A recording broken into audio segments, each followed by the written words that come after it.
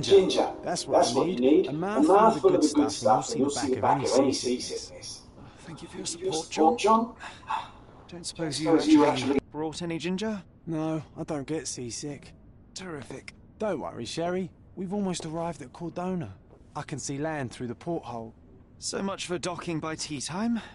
The captain seemed more interested in his maids than in his maps. Oh, is Sherlock grumpy? Cheer up. We're back where we grew up. It's exciting. What's changed? What's the same? Ugh. I'm starting to question whether the weeks-long journey was worth it. Travelling all this way, enduring this indignity simply to visit a grave. Even if it is my mother's. Ah, that's just Mycroft's nonsense, still rattling around in your head. Try to forget what he said. I have. I believe it was that this is a performative farce, a feeble excuse to avoid responsibilities, and that there was nothing to be gained from it. You needed to do this. Enough of the self-pity and doubt. So we're a little late. What of it? We'll retire to the hotel and visit her in the morning. It'll be worth it. Thank you, John. And if you want to notify the captain's wife of his indiscretions, I will not stand in your way. Ah, at last. I'm quite ready to get off this cursed boat. Come on. We'll go together.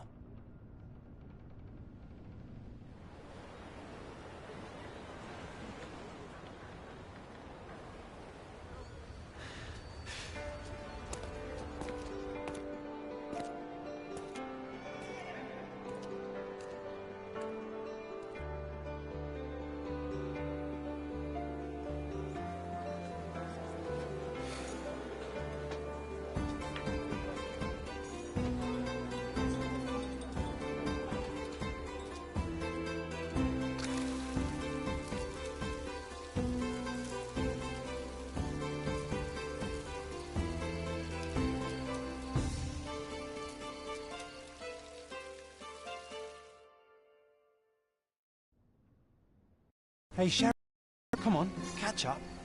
Yes, yes.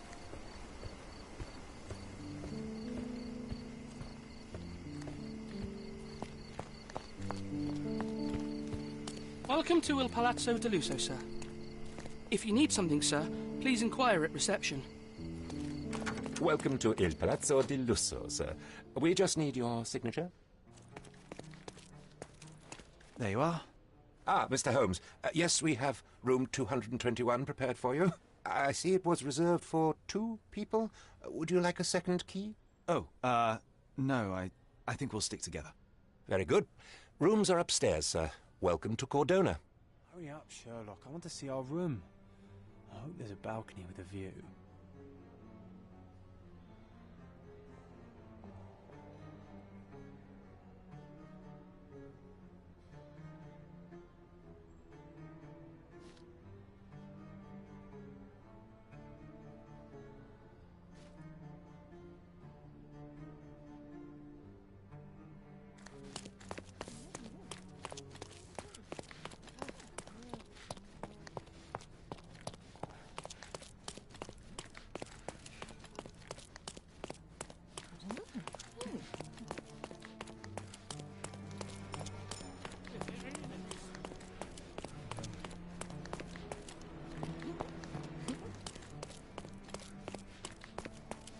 I apologise, sir, but your room is not yet ready.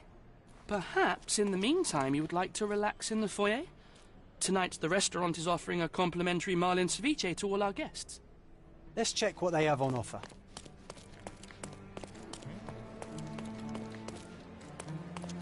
Hey, Sherry. Just our luck.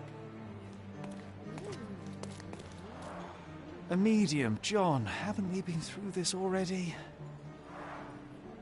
Come on, it's not like we've got anything better to do.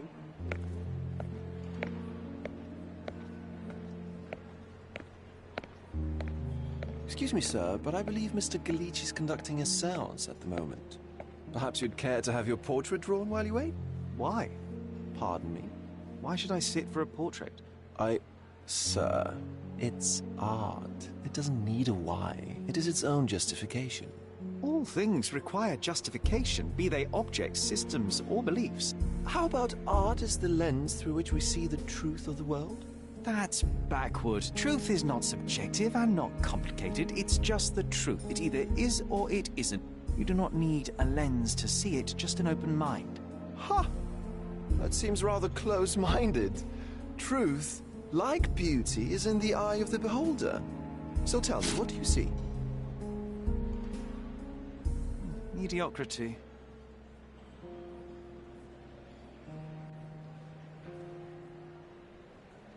Come now, Sherry. What did he do to deserve that? The servant mentioned ceviche at the bar, Sherry. You should grab us some, and I'll find us a table. I'm starving. Okay, time to check if John found us a nice table for the evening. Sherry, I'm over here with my new... Cordona's even quieter than I remembered. It's going to be a long evening. Ah, come now, Sherry. What say we amuse ourselves with a little game? What were you thinking? Oh, promise me it isn't nonsense. After being cooped up on that boat, I am itching for activity. No. As you can see, someone left a cane on our table. I simply thought you could identify its owner. Ah, so it is nonsense. It'll take me a minute, John, at most. Well then, you can deliver it to him as well. Deliver it to him? Then what are the staff here for? Aesthetics? Stubborn, Sherry, too stubborn. You wanted something to do. Slapping oneself in the face is also something to do. That doesn't make it worthwhile. But all right, let me take a look.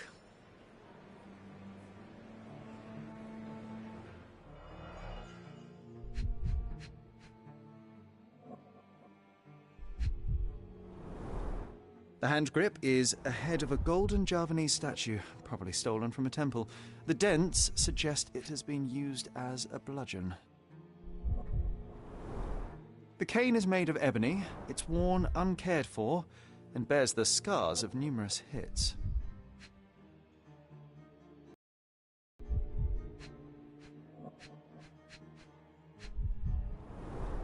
A crest depicting a bulb of garlic in a meadow, perhaps the Fielding family or Meadows, or Craven, from the Old English name meaning garlic place.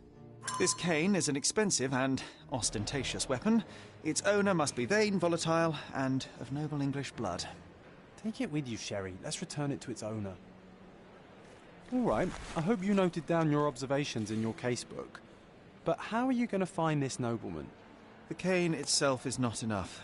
I may have to ask other guests if they saw who was here.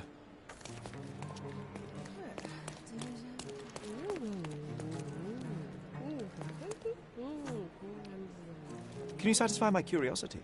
That's a question I can answer.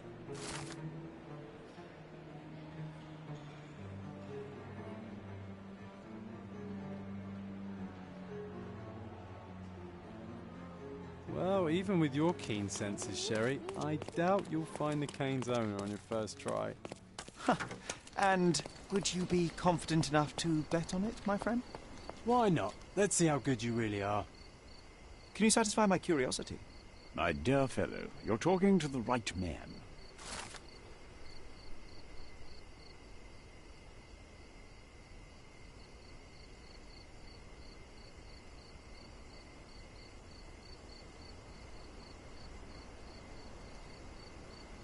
Hey, Sherry, don't we now have the perfect excuse to visit the seance? I'm just going to give the cane to its owner. You will not persuade me to take part in this show.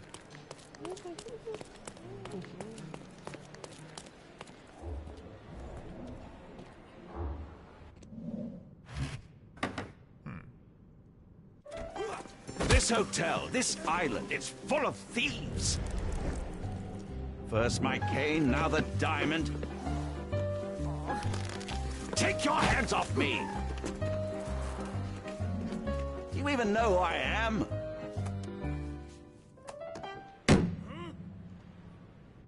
Hey, boy! That's my cane! I get that a lot. It's a very common design. What? No, that's a custom-made... A joke. A joke. It was left at my table in the restaurant. I thought it deserved to be returned. Well, I'll be... It is rare to encounter a straight-fingered true penny these days. What a gentleman. But I must ask, how did you know I was the rightful owner?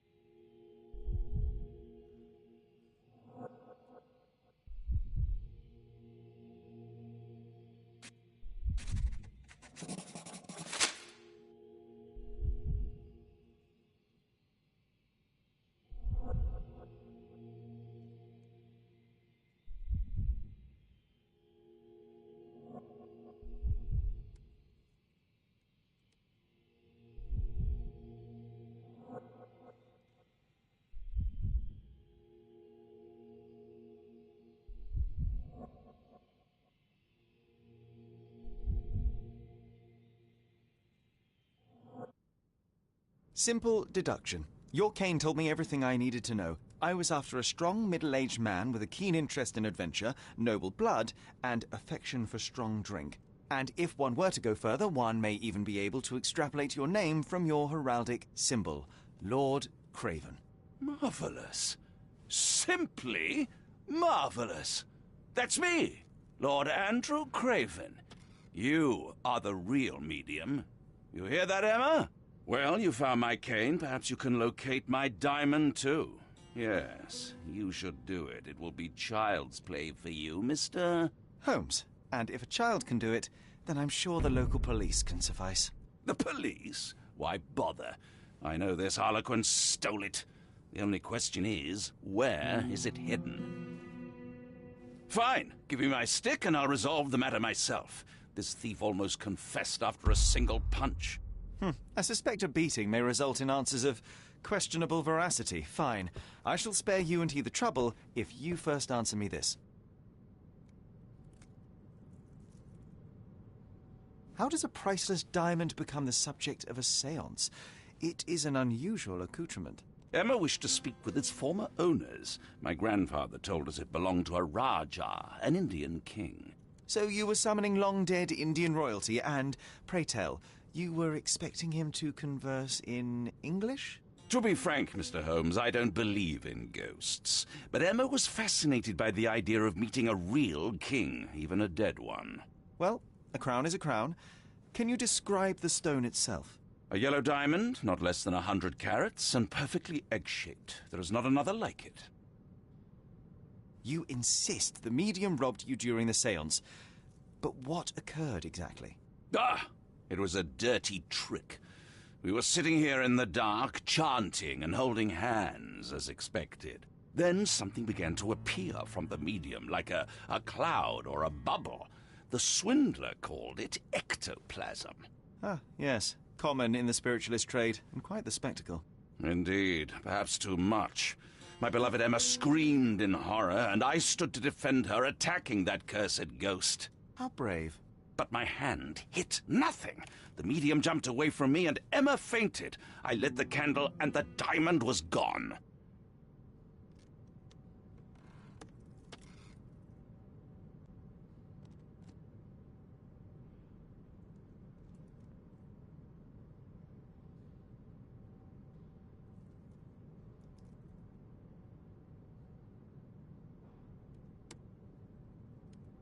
Stay here, and don't touch anything. I'm going to investigate further. Don't fret, I'll be keeping a close eye on this thief.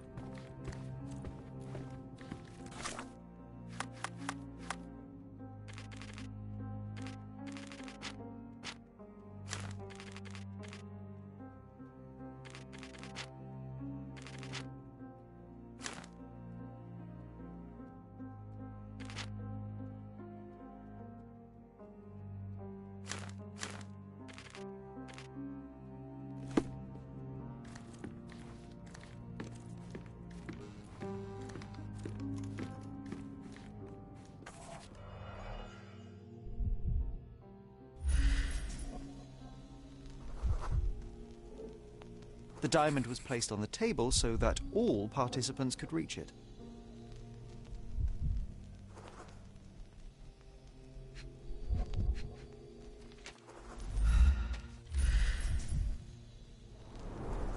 Half a glass of Balblair Scotch and the remains of a Paul Aranaga cigar. What else does a gentleman need?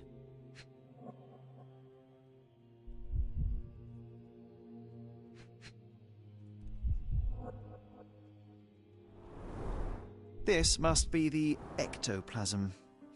Too bad there's not enough for a proper chemical analysis. Ectoplasm. The ghost was here, Sherry. There are light traces of rouge on the edge of this wine glass.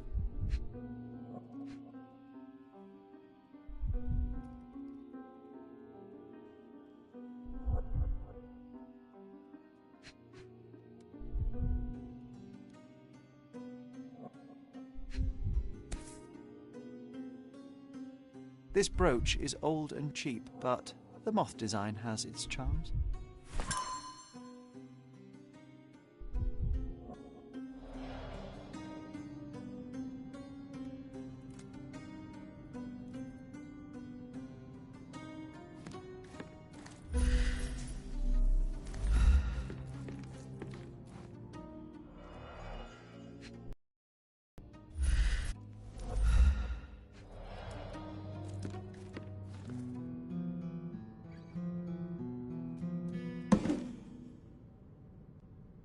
What happened here?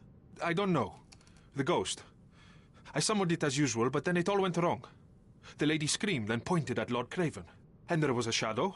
Such a mystical force. It terrified the lady. And it must have taken the diamond. Who else could have?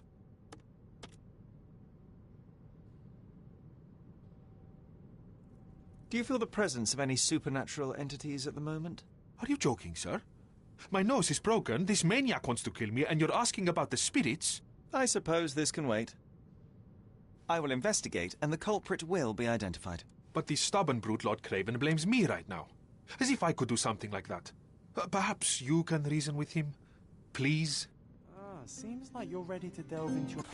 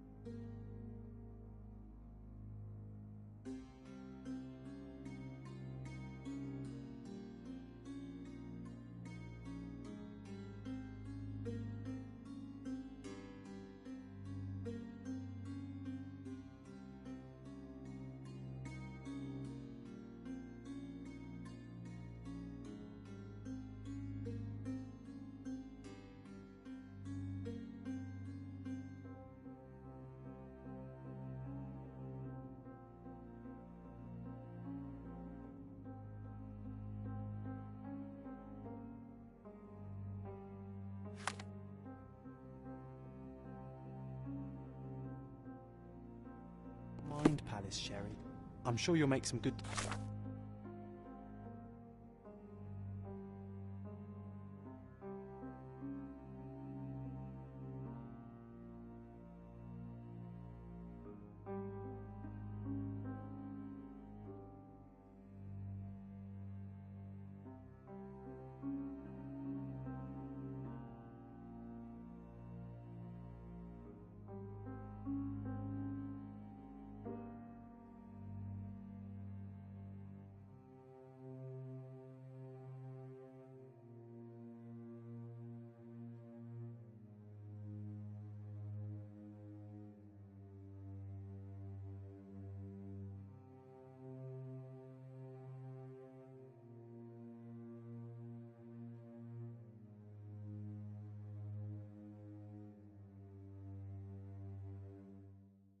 Productions.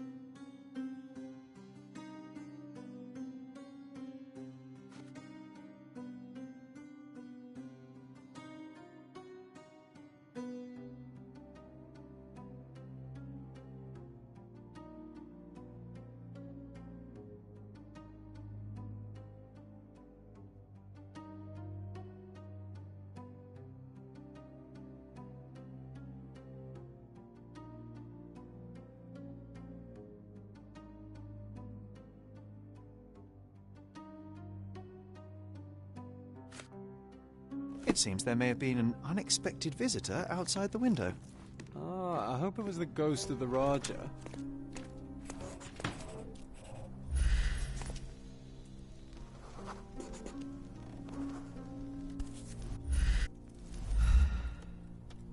This looks recent. A shoe with a broken heel will surely leave scratches. All right, John. Do you think a ghost could leave this footprint? I'm reserving judgment. Use your keen eye to follow the trail.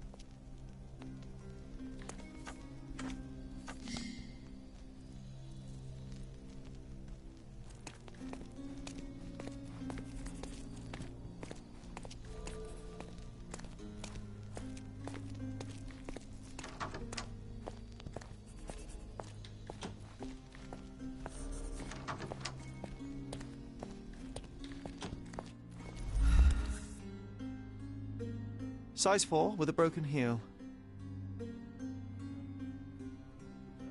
Rose D'Amour. All the maids in the hotel wear this exact shoe. So, definitely not the ghost of a Raja? Unless... No, what a shame. Our witness was a nosy maid. Searching the entire hotel could be difficult. Perhaps the other maids can help us find her.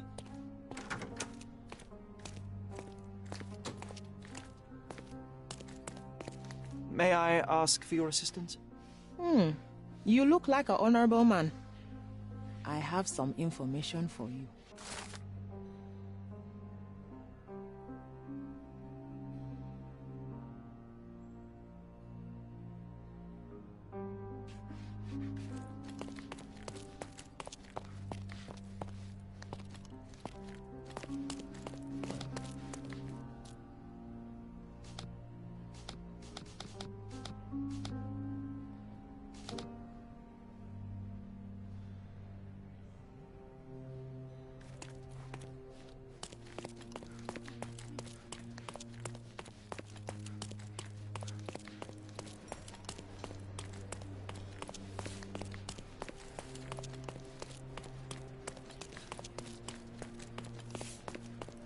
Finally, there you are.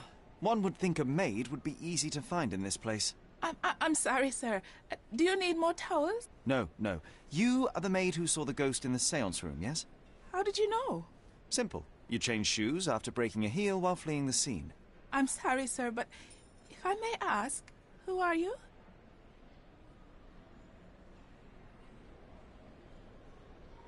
I'm a novelist documenting the supernatural and those who witness it. Now, should you take a starring role in the tale, I will need your name. Oh, my. A book? And you want to include me? I'm Lucia. Lucia Saletta. Something went wrong during the seance, Lucia, but no one will tell me what happened. You would be a valuable interview if you were there. I was. And I saw everything with my own eyes. Describe what happened during the seance. A lady and two gentlemen were sitting at a table, touching their hands to something. The medium started to whisper and chant, and a ghost appeared. A ghost? You're confident? It was unearthly, sir. It grew from the medium's chest. A glowing cloud or a bubble. I pressed closer against the window to see better. And the lady saw you? How did you... Yes. She screamed and pointed, so I hurried to escape, and I broke my heel. But I did see the ghost. A sickly, evil thing. And that's all you can tell me? Did you see any of what happened next? The medium, Mr. Galici, he was doing something with the ghost. He grabbed at it like he was trying to catch it. And then I ran. I suppose I should be grateful you endured these horrors for such a long time. All right, I have your account memorized. Good day.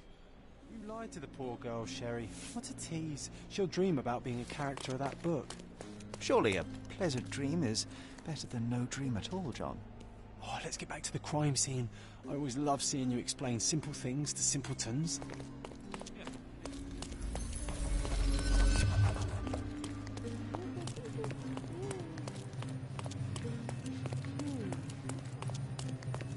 Lady Craven retired to her room to rest.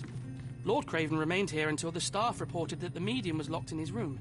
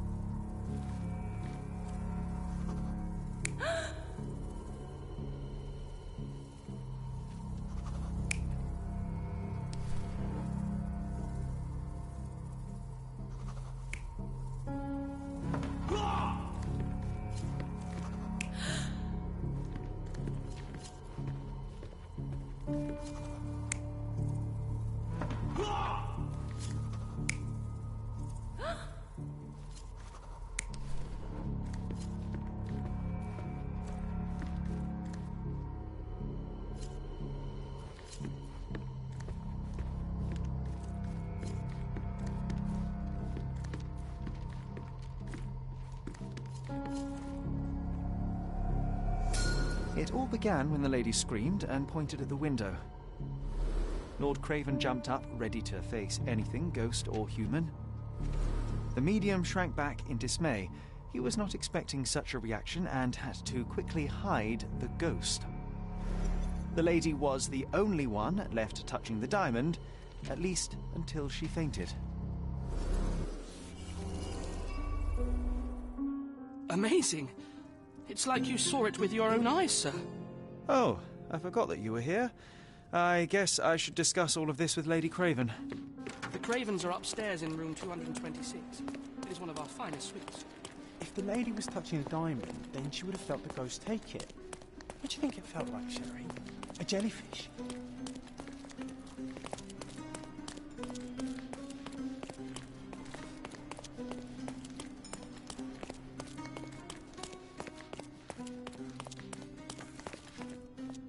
Lady Craven is not who she seems. Remember her behaviour in the hall?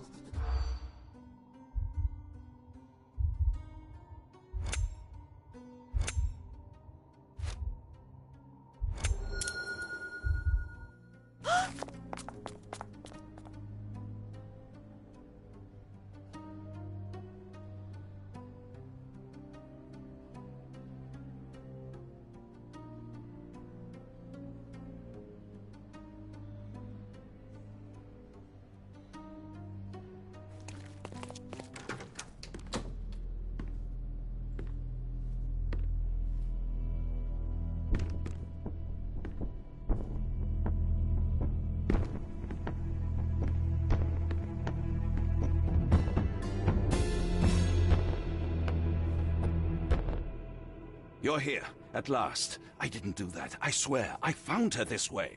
Well, I did have some questions for her, but it seems I've arrived too late. Now it's a matter for the police. Mr. Holmes, you said it yourself. They're children. They'll only make things worse. You promised me you would investigate. Investigate a theft, not a murder. Fear not. I will tell them all I've uncovered. Please help me. The police will surely accuse me of Emma's death. You were the only one who can find the truth.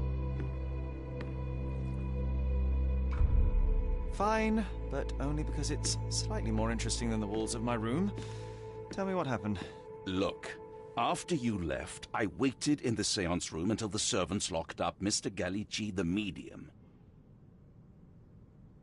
And was your mistress there too? Oh, so you know? I suppose I shouldn't be surprised. Regardless, the staff took Emma to her room. She was still feeling dizzy. So you didn't follow her. Interesting. Where did you go instead?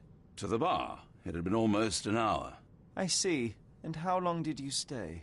I partook of a well-earned whiskey or two before retiring upstairs. Ask anyone there. Is Mr. Gallici still being held? And where did the servants secure him? He's in room 225. But that pigeon-livered man at the reception desk refused to give me the key. Well, I will have to visit reception myself, then. Perhaps he will listen to reason. Now we arrive at the tragedy at hand. So what transpired after your detour to the bar? I headed up to my room to find Emma on the bed. I didn't pay her much attention at first. I was still preoccupied with that damned medium. But when I realized she was silent, I drew closer and discovered she was dead. What's more, the diamond lay right there beside her. Oh, well, that is splendid news. Splendid? The return of the diamond will be cold comfort if I live out my days in a jail cell. You must help me. Let me see what I can find. Barely an hour has passed and you already have yourself a murder mystery, Sherlock. Why am I not surprised?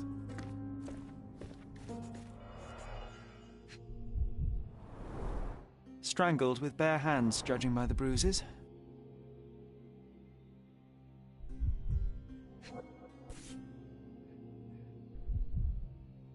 This must be the missing diamond. A tremendous specimen, now forever tainted.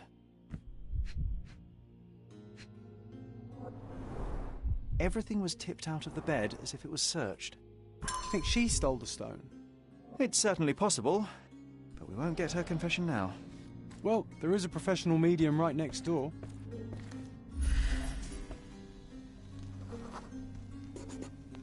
A remarkably simple lock.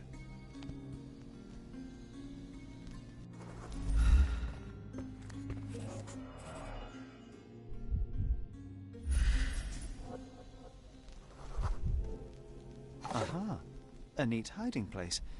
Why would she conceal all of this? This ring looks out of place among the others, And the design is familiar.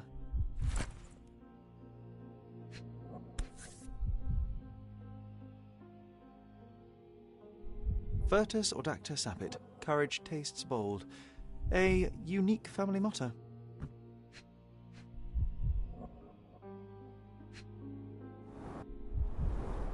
Several £1,000s, that's quite a fortune.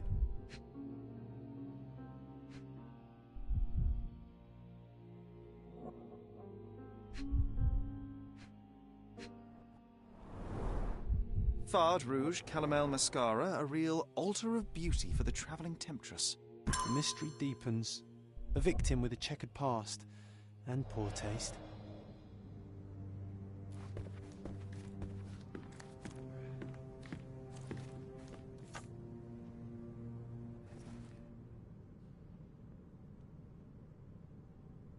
I am needed elsewhere.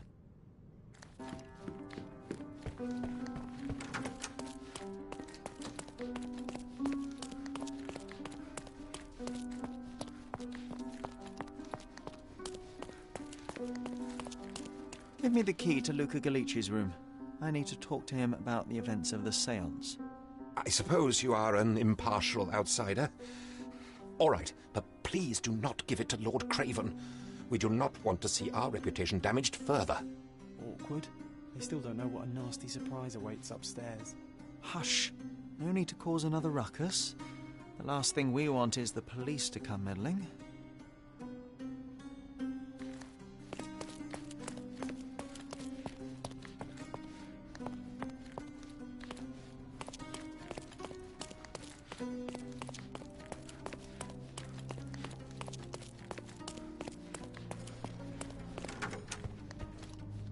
I'm afraid I can wait no longer to hear your account of the séance, Mr. Galici.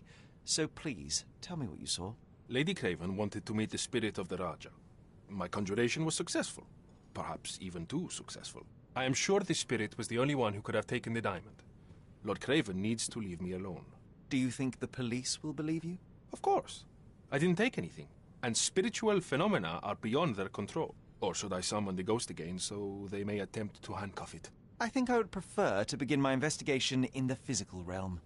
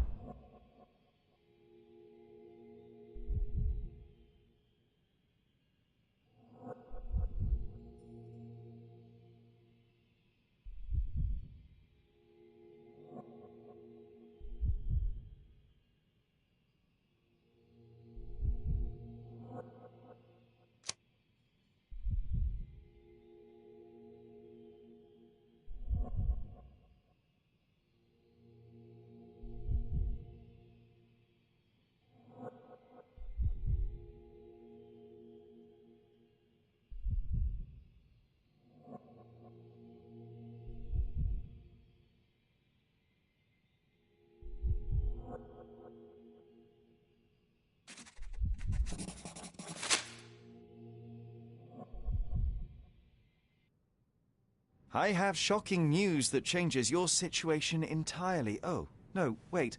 What am I thinking? The spirits will have told you this already. I'm not in the necessary state for summoning. The spirits preferred clarity of mind and soul. Please, tell me. Lady Craven died in the very next room while you were in here. Did you not hear anything? What? How?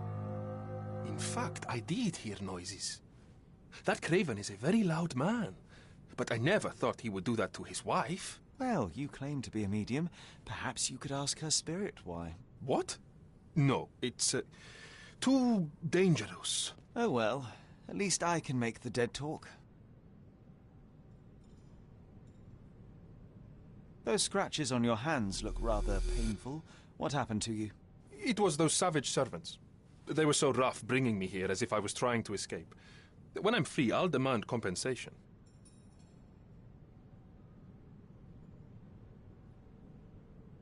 The spirits are silent, and so am I. The spirits are silent, and so am I.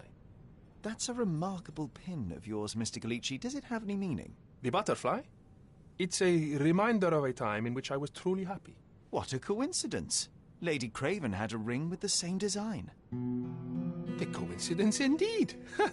I suspect it is a common theme in jewelry. This is all just a big misunderstanding. The spirits confirm it.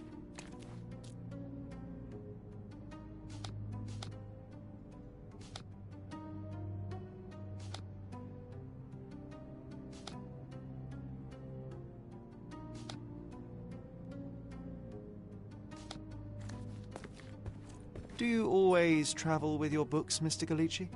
I do. In my line of work, one needs resources available to help deal with the unpredictable and unworldly. You always take me to the best of places, Sherry.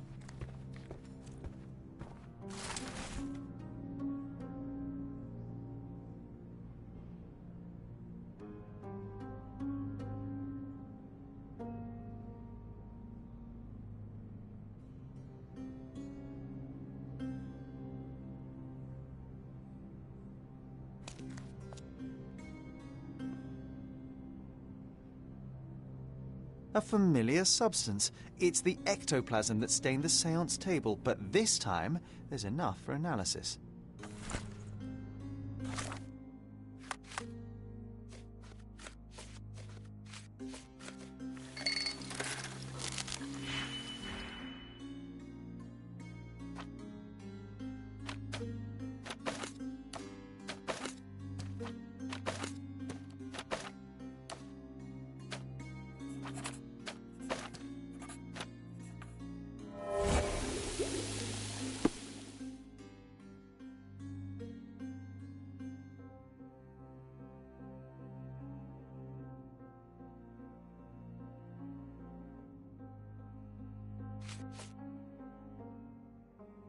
My faith in this medium has burst, just like a rubber balloon.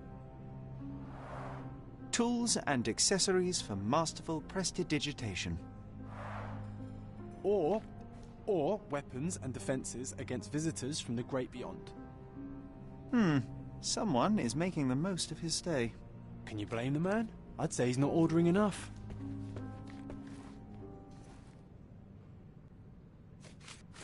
Do you realize just how dangerous it is to hold phosphorus in the mouth? I beg your pardon? I'll bet it makes your rubber balloons glow impressively in the dark, but you'll regret it when the hypertension and vomiting sets in. You mock my talent, sir. You shouldn't be so flippant about things beyond your earthly understanding. How ignorant one must be to compare a spirit's ectoplasm with balloons. It was merely a word of caution. We both know how match factory workers look after several years on the job.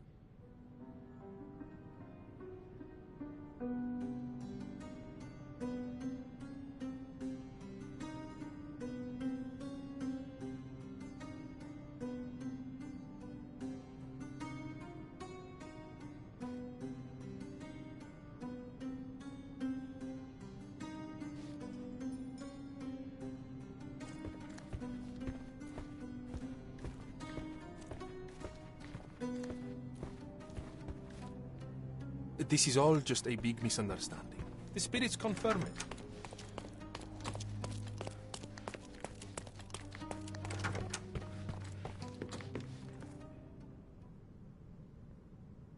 I doubt I can help with this. Stop wasting time. The murderer is getting away. Do you recognize this ring? Should I? It's a third-rate piece if ever I've seen one. I'd never buy something like this. Did you ever see Miss Emma wearing it? No. And why should she? I gave her enough jewelry that she could wear a superior ring every day of the week.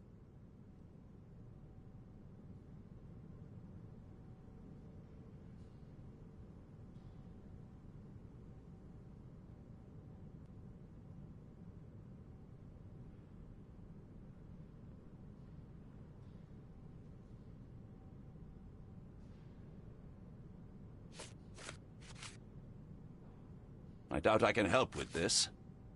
I found these jewels secreted away. Are you familiar with them? Ah, it cannot be so.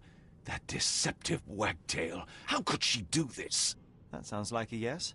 These items were supposedly stolen from us during our trip. I must have spent hours reporting it all to the police. And it turns out she had them all along. The trollop. I'd kill her myself were she not dead already.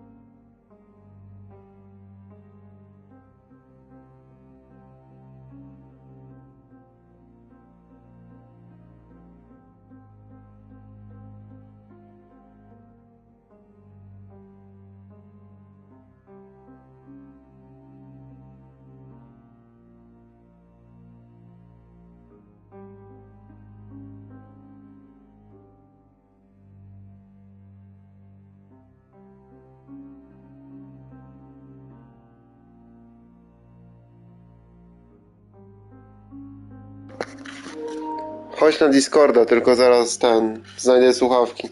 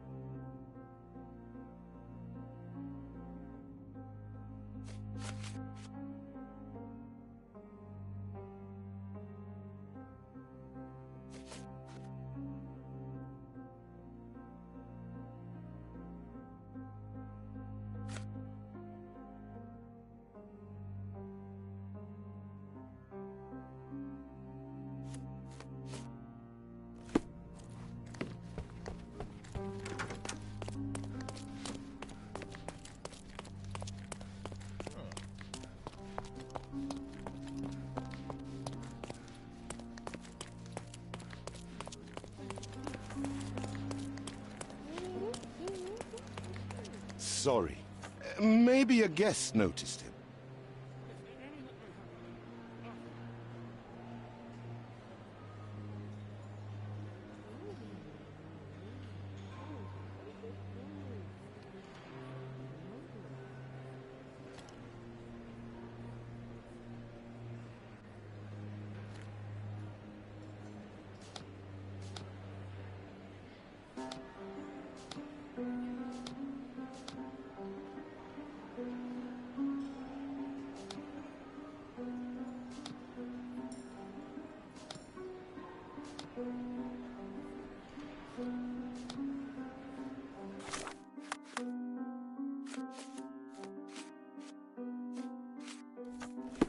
Sorry. Maybe a guest noticed him. Excuse me, just one question. You're fortunate to ask me, because I know that.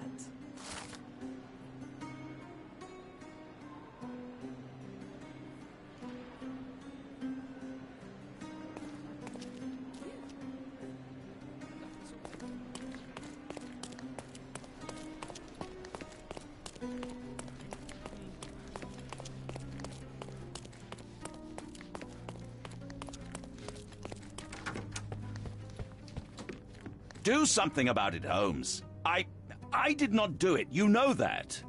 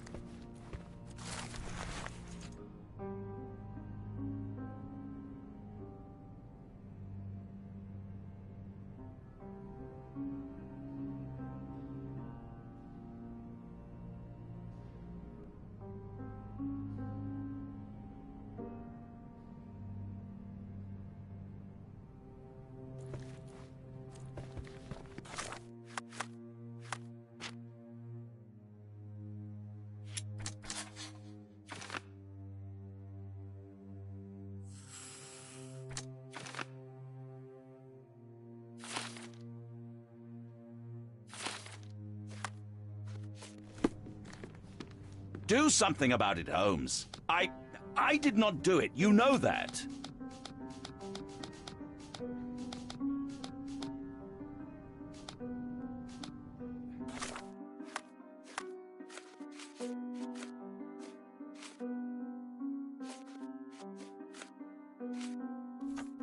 Do something about it, Holmes. I did not do it. You know that.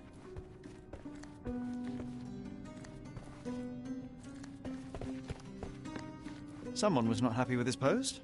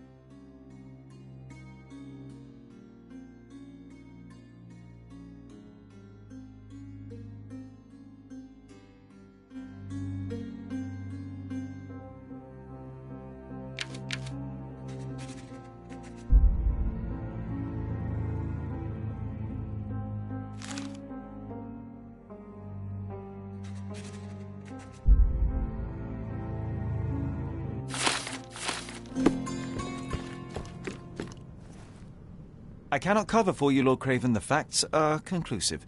You murdered your mistress. It wasn't me. You have no proof, not a whit.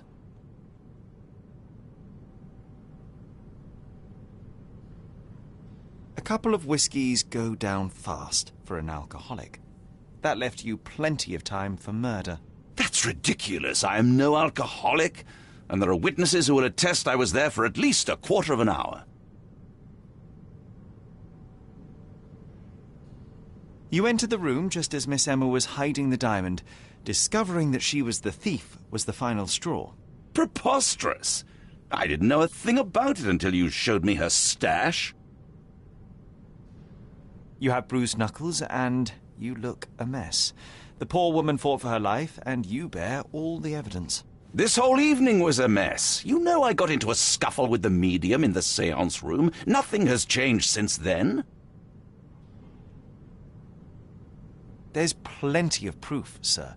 The police would certainly arrest you. You scoundrel! You said you would help me. I had nothing to do with it, as you will soon see.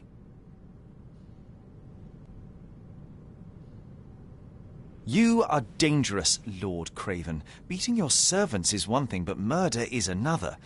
You will not get away with this. I'll get out of this, Mr. Holmes, and I swear I'll find you. I will find you! Don't you bastards dare touch me! Holmes, you'll rue the day you gave me my cane when it comes swinging at your head! If Craven wants to claim his innocence, he should be more careful how he talks. Money talks too, Sherry. Let's hope it's not too loud.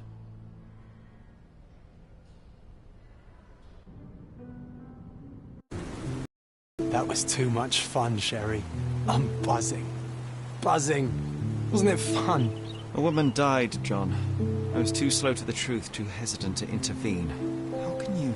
Oh, lighten up. Those people made their choices. If you swan about with a diamond in your pocket, that's what happens.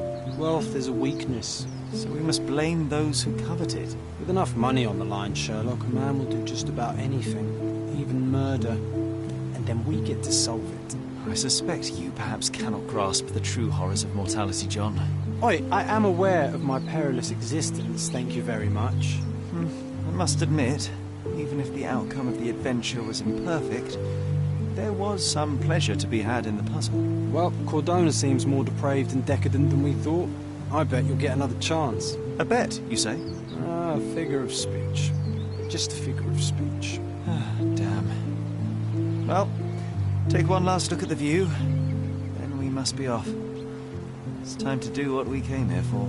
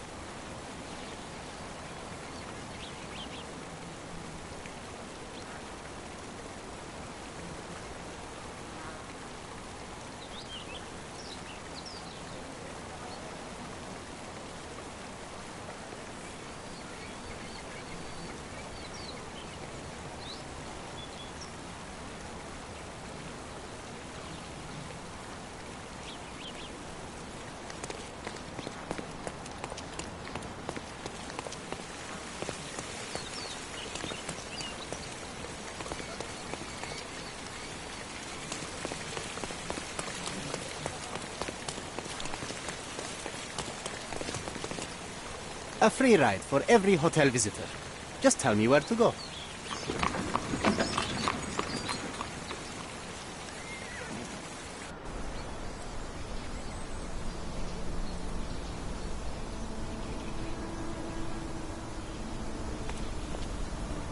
Is everything all right? If you don't feel up to it, I won't tell anyone. It's just a goodbye, John. It won't be difficult. I've already come to terms with my mother's passing. So you really don't remember? To what do you refer? The funeral. Sherlock, you were distraught. At first, I thought this visit would dredge up those feelings, but you've been remarkably level. John, I think I was too young to understand. I couldn't fathom why she would leave me. Perhaps that pain is best left forgotten. On the contrary, it's why I'm visiting her grave. To remember her. I thought you wanted to remember, Sherry. Concentrate, and I'm sure it will come back to you.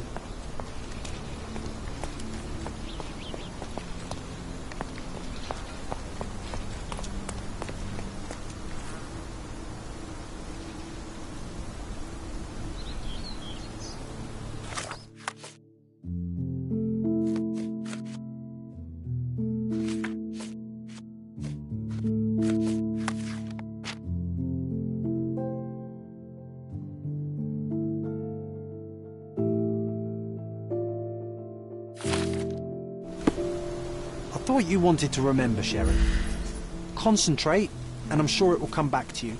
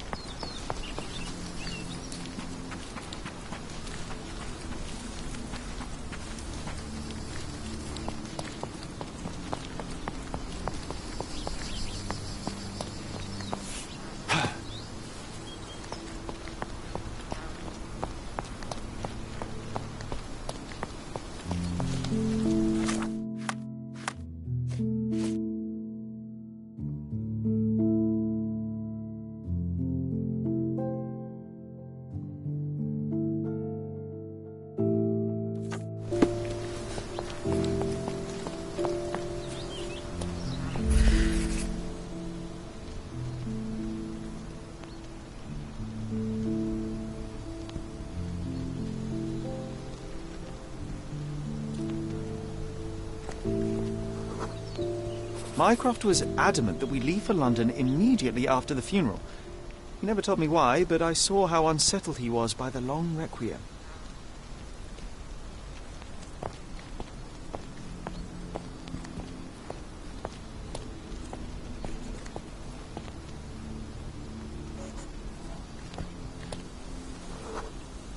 The service was sparsely attended. Though my parents were buried separately, the pastor said they're united in heaven. I didn't believe him even then.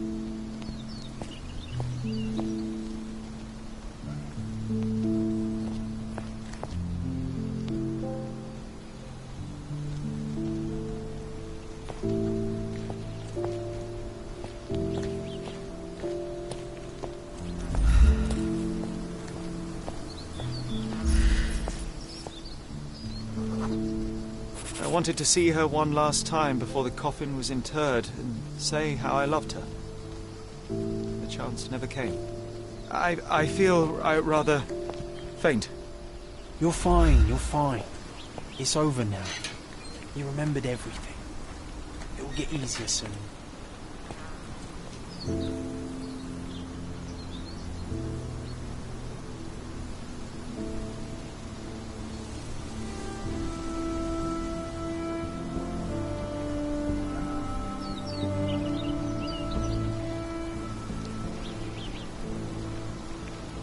A pocket watch? It seems familiar, John. Why is it here?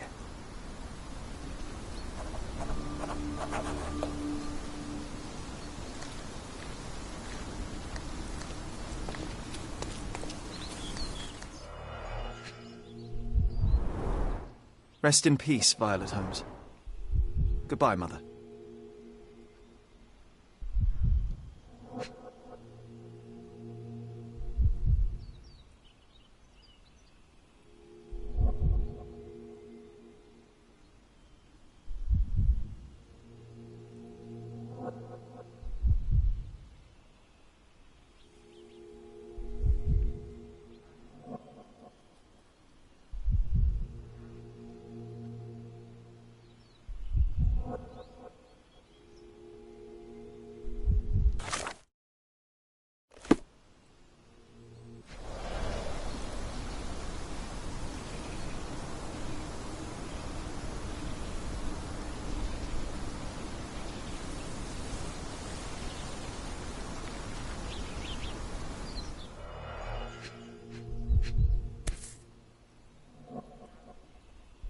This watch was a gift. My mother's initials are engraved on it. The piece is in good condition. It must have been placed here only recently.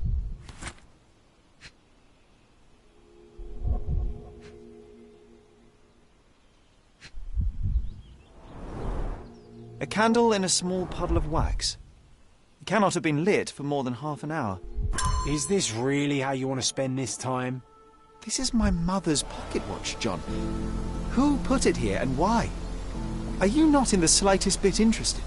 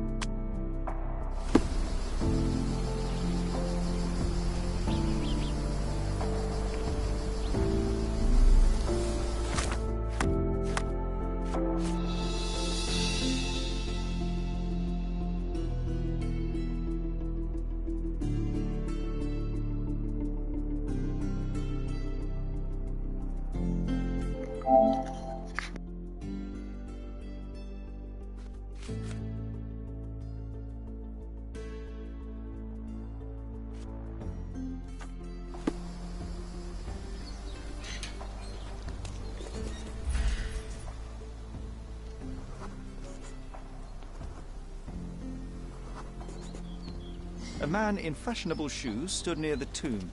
The size of the prints suggests he is approximately 5.5 feet tall.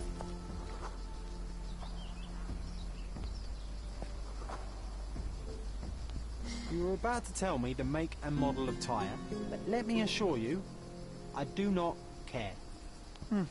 Well, it was going to be very impressive. Come on then, the trail continues ahead.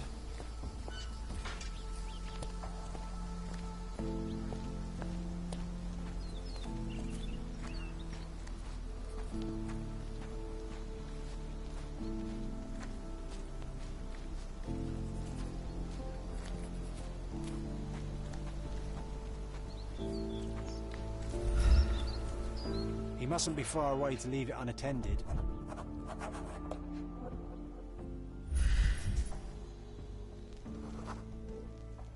A portable easel was kept there.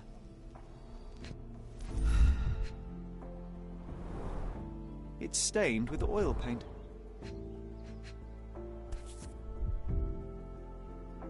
The Hospitaller crypts. If memory serves, they're located at the far end of the cemetery around an old tree.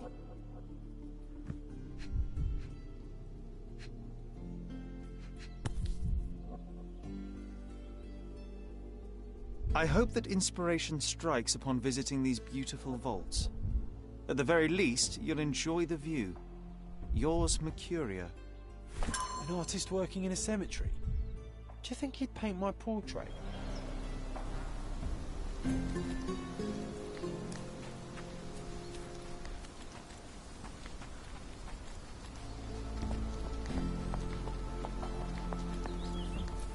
Oh, it's that ridiculous artist from the hotel.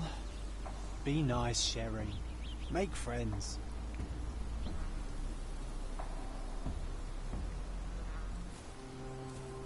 Mr. Holmes, Did you come for another portrait? No, I jest. You gave quite the performance last night. The hotel was abuzz with your name.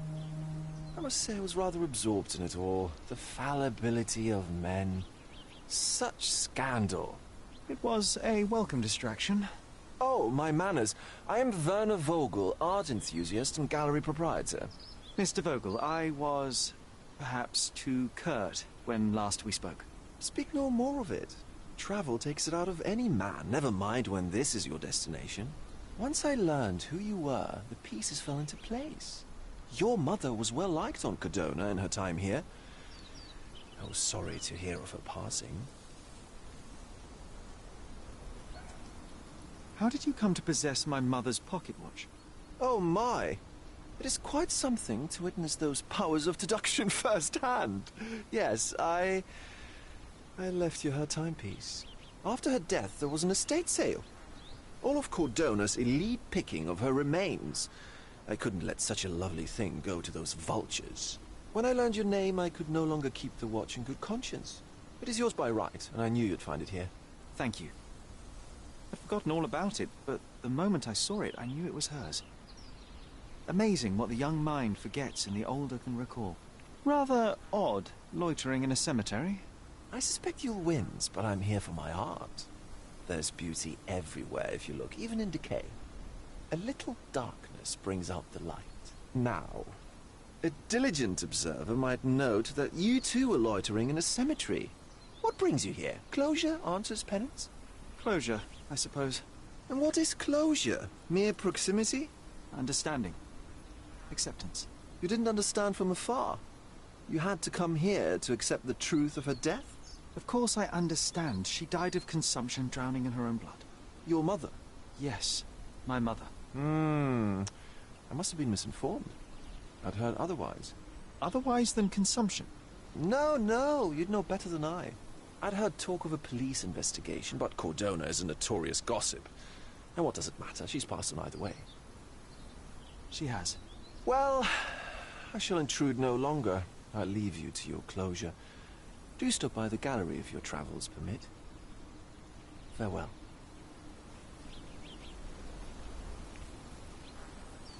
Are you all right, Sherry? Take as long as you need. Whatever I need, it isn't here. We should explore Cordona. Perhaps there are archives that may shed further light.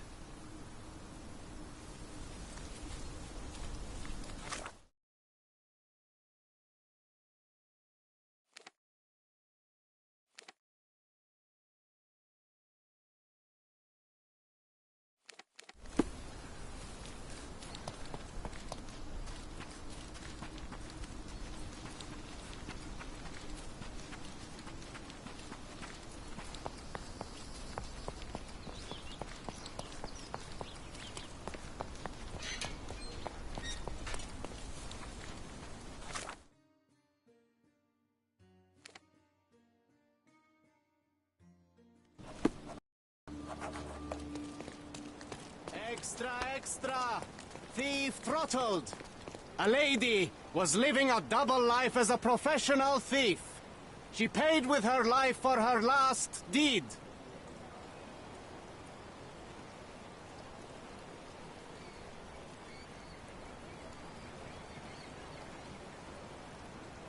Extra!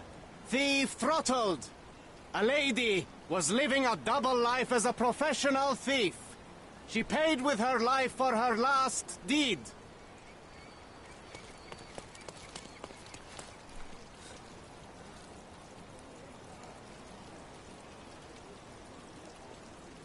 Extra! Thief throttled! A lady was living a double life as a professional thief. She paid with her life for her last deed.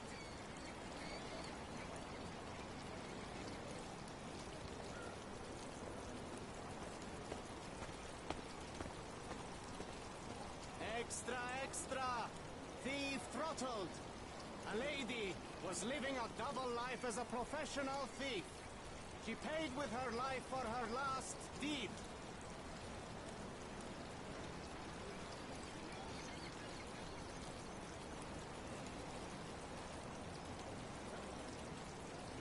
Extra, extra! Thief throttled! Interested in some Cordona news? Check the front page. You won't regret it.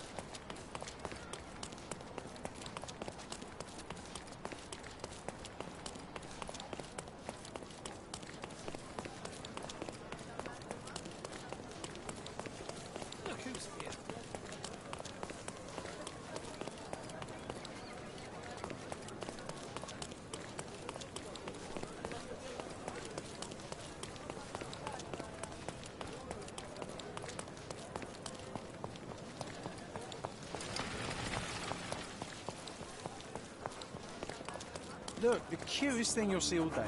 Hamlet staged by children.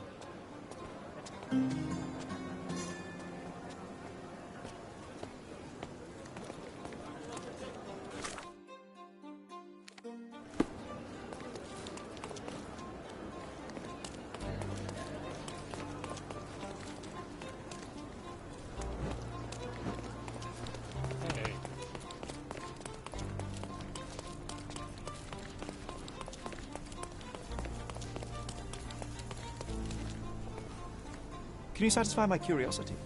A man like you should not speak to a man like me.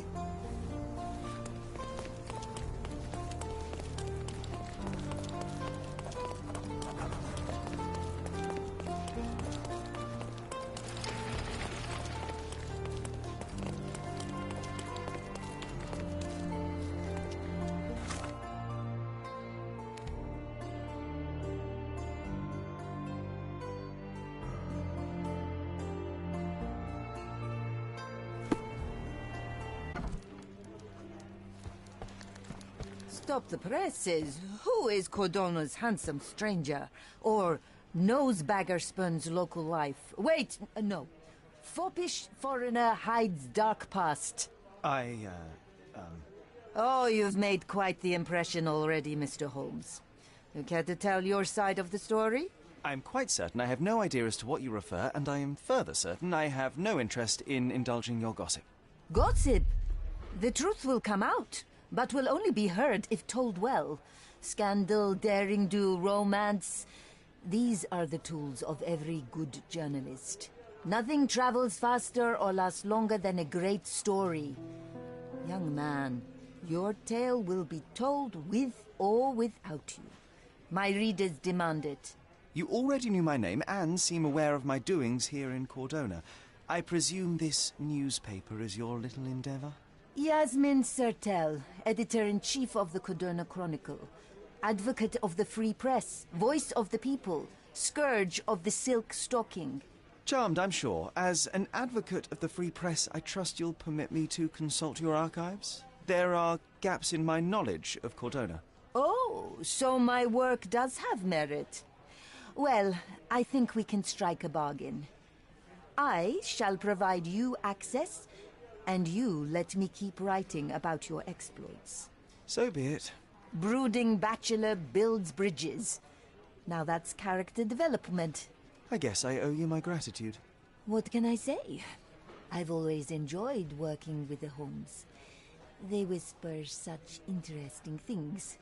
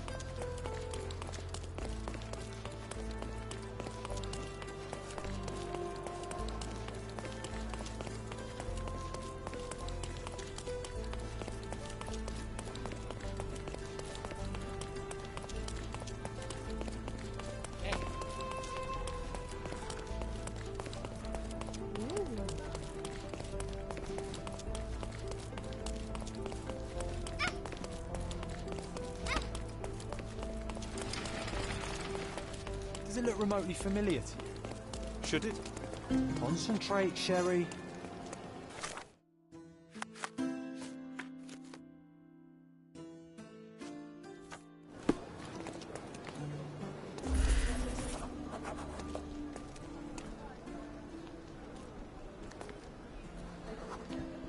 A large crowd gathered.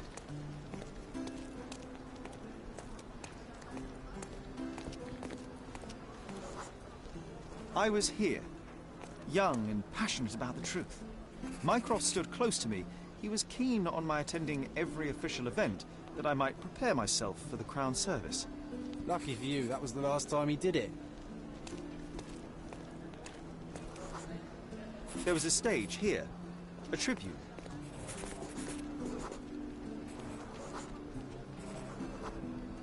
The governor gave his speech there. He was lying through his teeth and nobody noticed, or didn't want to, that I noticed. I was extremely irritated by his lies. I shouted my opinions very loudly for everyone to hear.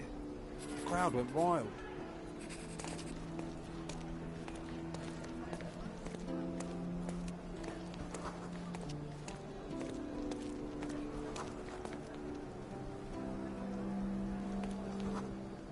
Mycroft was angry but calm. He led me away from the stage.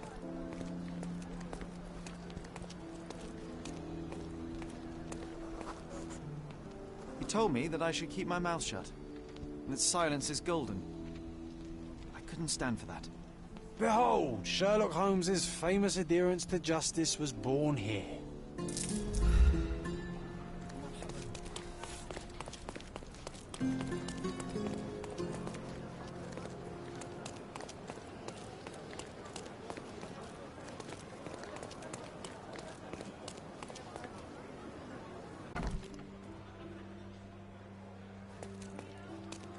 Are you lost, sir? Not at all. I'm right where I need to be. I'm Sherlock Holmes, by the way. Ursula Oni, the chief archivist. How can I help you exactly?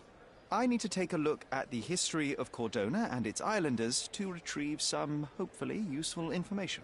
Your brother Mycroft told me that you were direct, and now that we've met, I can see that is true. Someone in our family has to balance the evasive nature of my brother. Well, may I use the city archives? You may, of course, but in return, perhaps dinner? That's a high price to pay for looking at your archives. I was teasing you. Pay no attention to me.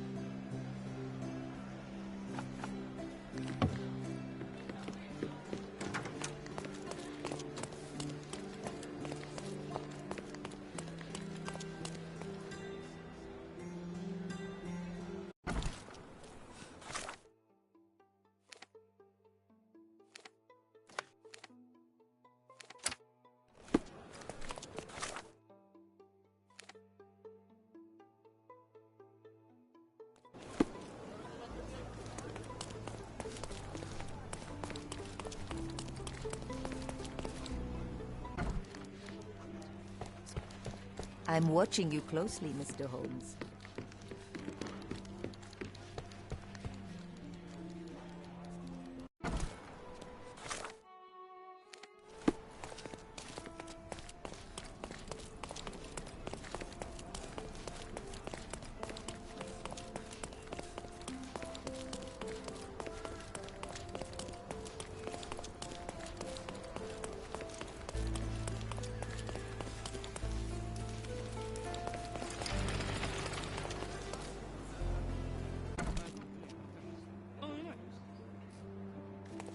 Stark do this, Stark do that. I'm not a clerk, damn it. How am I supposed to get those records now? Yes? What is it? Would you like to report a crime? No, I wouldn't. My name is Sherlock Holmes. I want to use the police archives. Wouldn't we all? I'm serious. So am I. Officer Logan locked himself inside and he's not letting anyone in. But why the archives? Won't that stall everyone's work? You bet it will. He's looking up all the thieves in Cordona over the past decade. Say one thing for Logan. He's persistent. What happened exactly? A tailoress from Scaladio's been robbed. Logan spent 2 whole days at the shop sketching the thief, and she still insists that it's all wrong. That shrew drove him up the wall, she did. Would you mind if I talk to this tailoress? I could get you the sketch in no time. Get off your high horse, mister.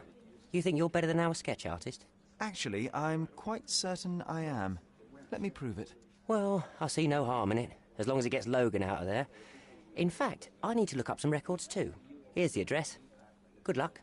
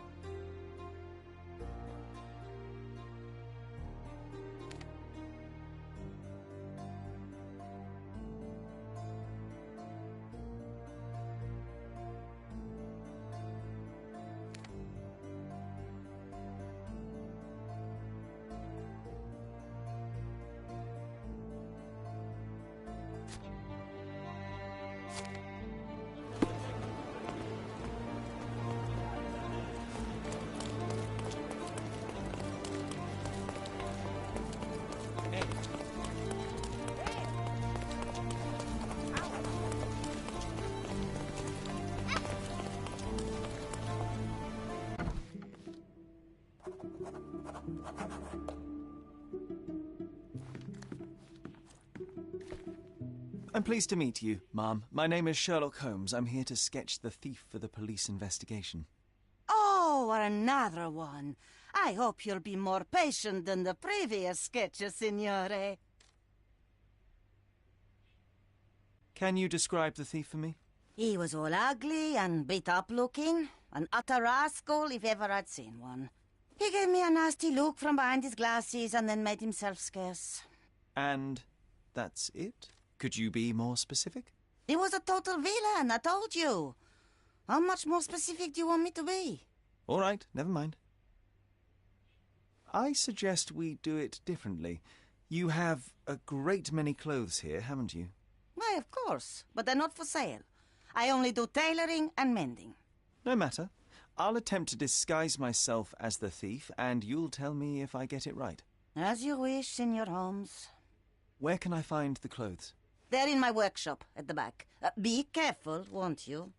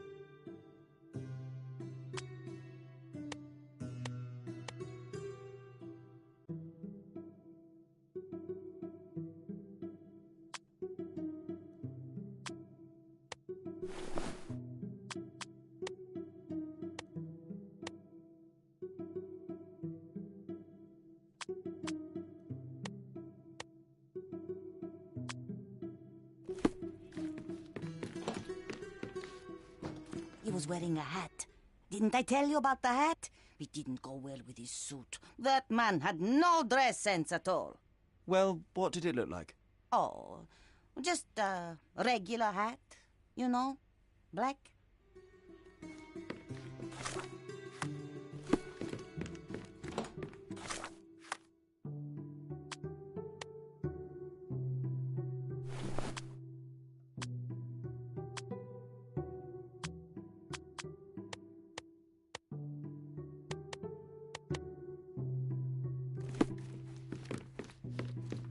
Something isn't right.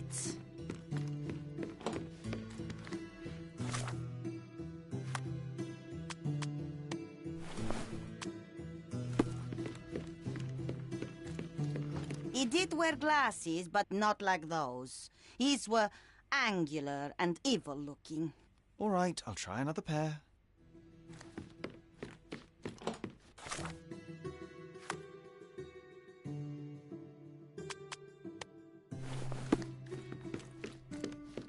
Your face is too innocent now. What do you mean, too innocent? There was something evil about his face. Like a moustache. Yes, the kind that all villains twirl as they plot their evil plans. I'd say that not all villains wear moustaches, but I get your point, Mom.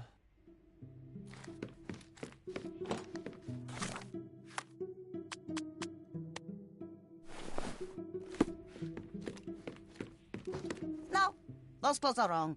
He was dressed in a very fancy beige suit. Must have stolen it from someone. No doubt about it. All right, I've got it.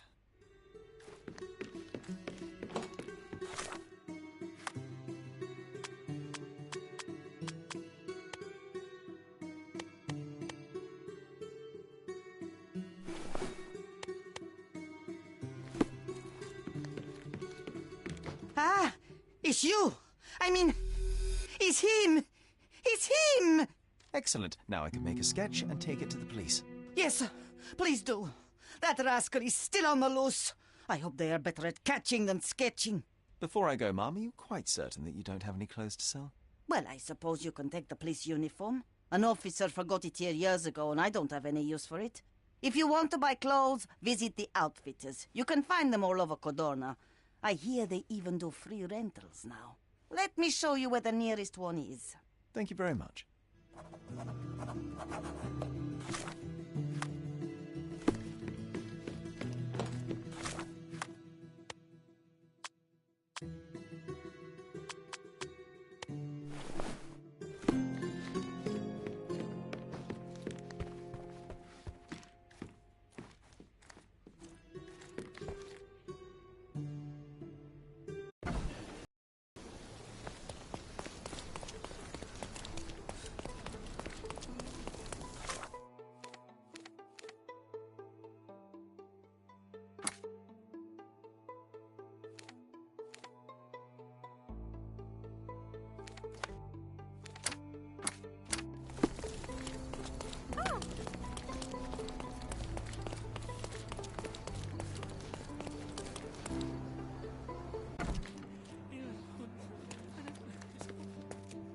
Hello again, officer.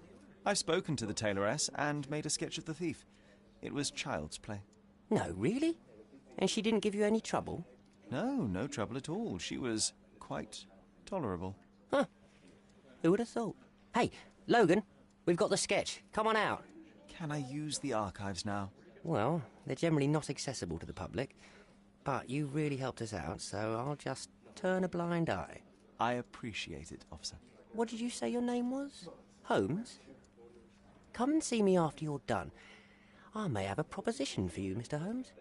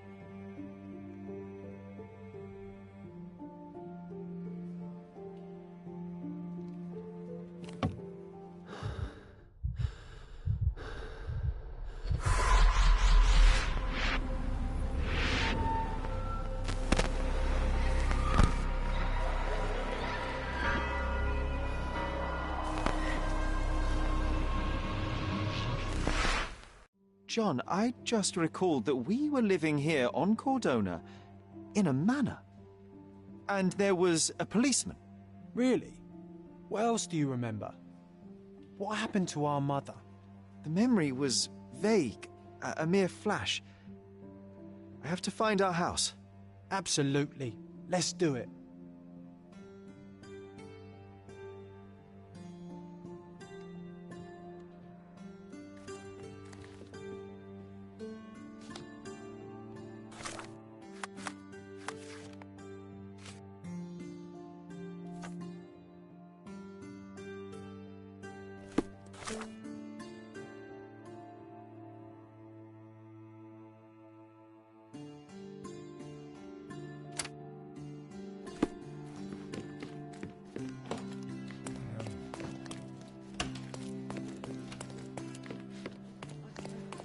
I'm done with the archives for now. Can I help you with anything else?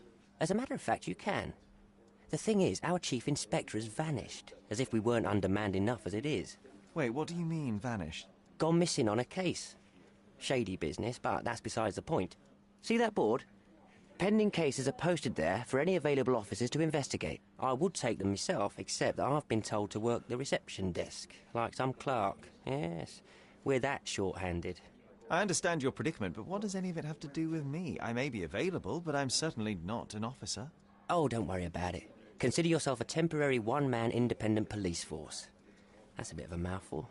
There's just one small, minor basic formality. You'll need to complete our physical training course. Easy. Well, I'm not one to balk at a spot of exercise. What must I do? That's the spirit. Sergeant Ermey will show you the ropes. Follow me.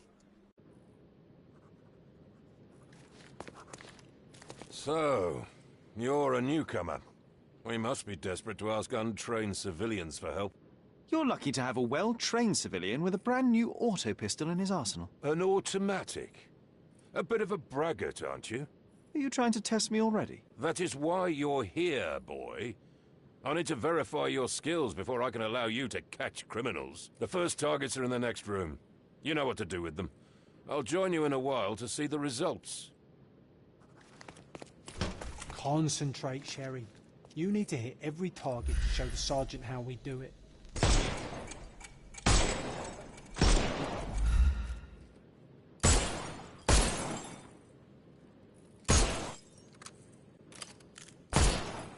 Hooray!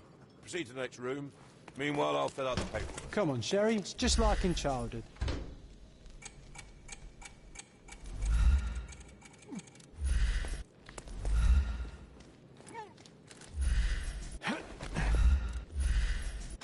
Steady, Sherry.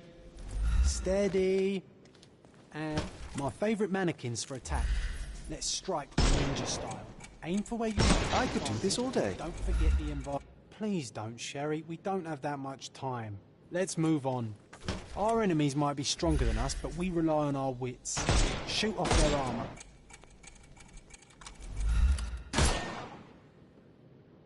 Hooray! All right, let's move on, Sherry. If you stand here and use your snuff box on them, you can definitely overcome them, Sherry. It's all calculated. Ah, Sherry, you've guessed that you can't use the powder when he has a helmet. I've been sending you brain signals. Helpful advice, John. I would never have guessed. Good job, new boy.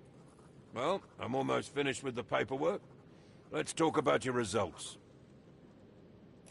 Well, I must say your results aren't as bad as I feared.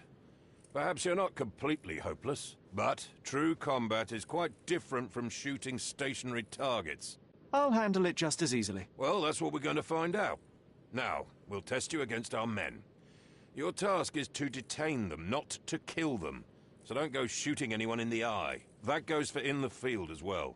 Even though you'll be working with the police department, that doesn't mean you have a license to kill. Here, take these. They are blank rounds. So, are you ready? Always ready. Then let's get cracking. Worried?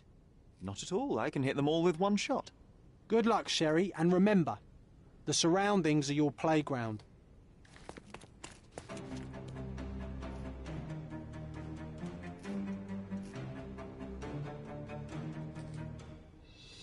I'm coming for you.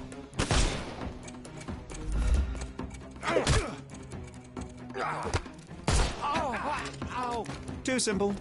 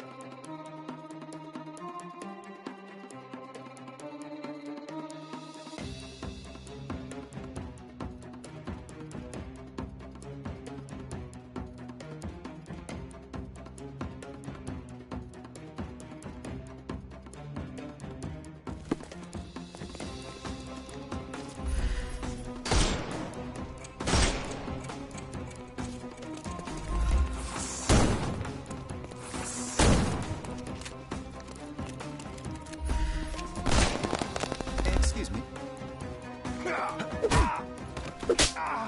Don't cry, you'll live.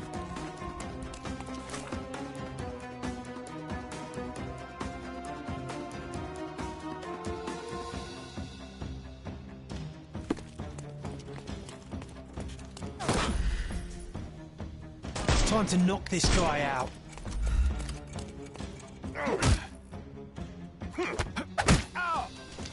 Too simple.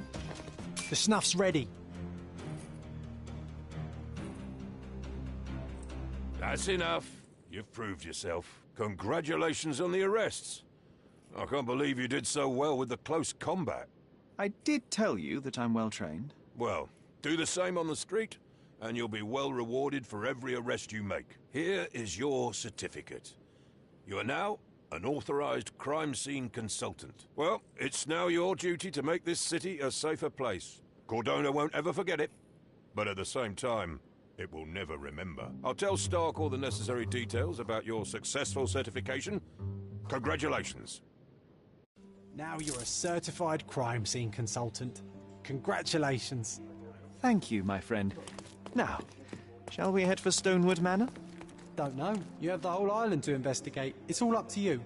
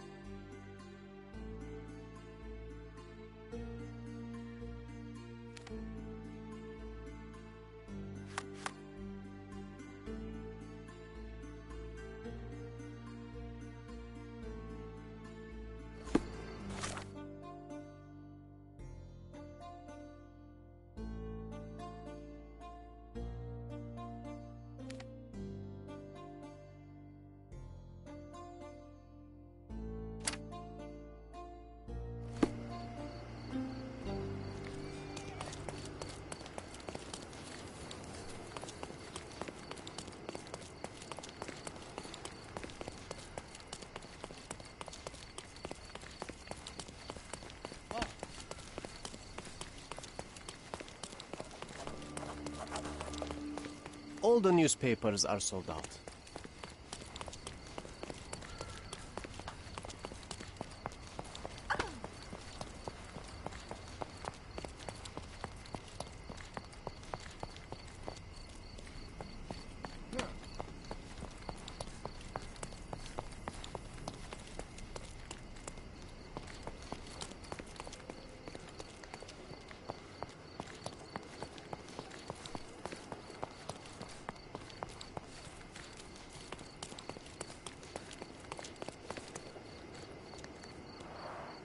Oh, so it has taken root. What's taken root? As I recall, when we were growing up, this theatre didn't welcome kids. You've forgotten, John. Come to the back entrance and I'll refresh your memory.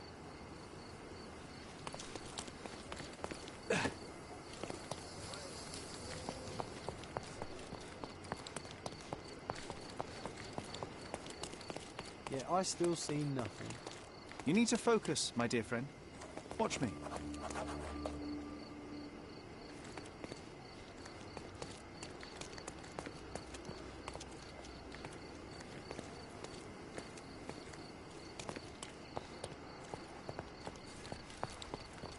Lovely to see you.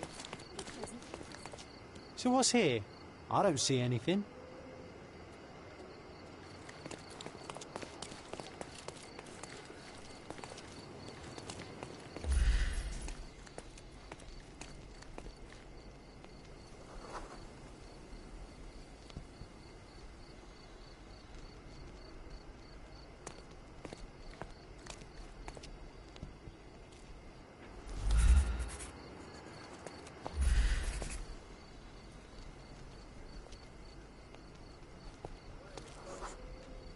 Here was our glorious stage. Ring any bells? We don't need to dwell on the past, Sherry.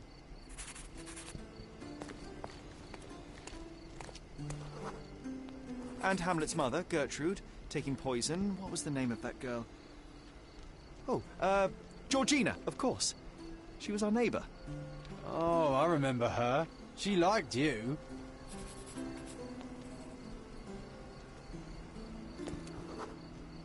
And there you were, the best supporting actor. My silent scene partner, my Yorick. Your presence inspired me and brought me to tears. Yeah, it hurt to know that's all I could be. Inspiration. I couldn't even play the king's ghost. How's that for irony? To be or not to be? Indeed. I know why you wanted to forget. The show forced you to confront your limits, except no one else would ever see you but me. Why do you think I cried?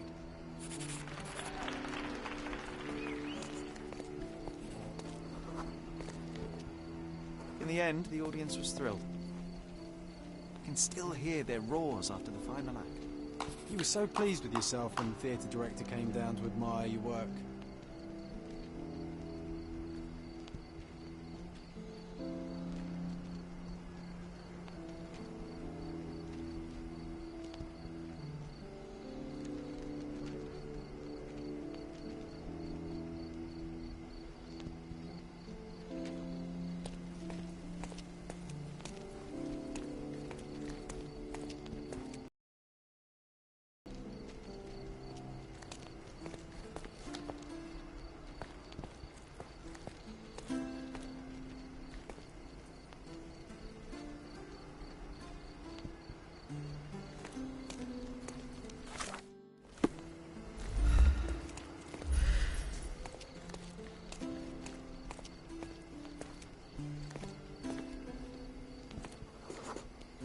He applauded.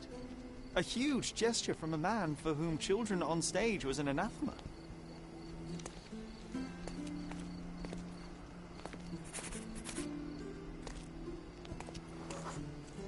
One small step for a man, one giant leap for students of the dramatic arts. Childhood is a time of naivety.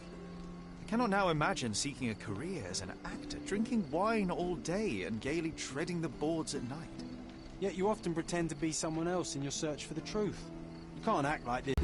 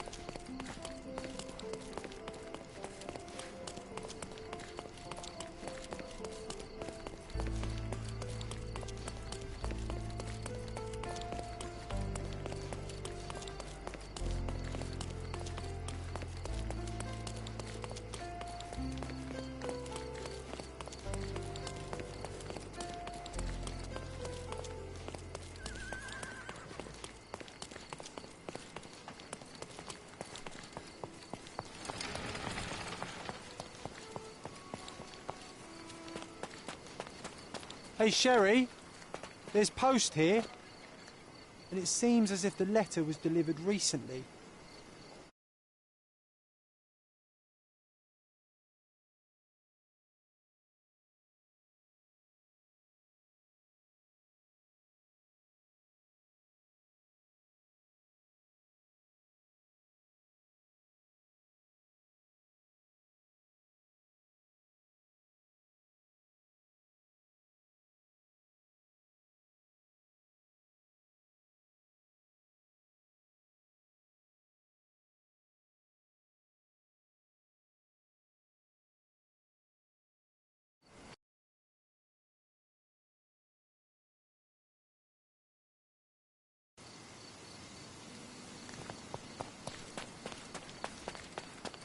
Hey, Sherry, there's post here.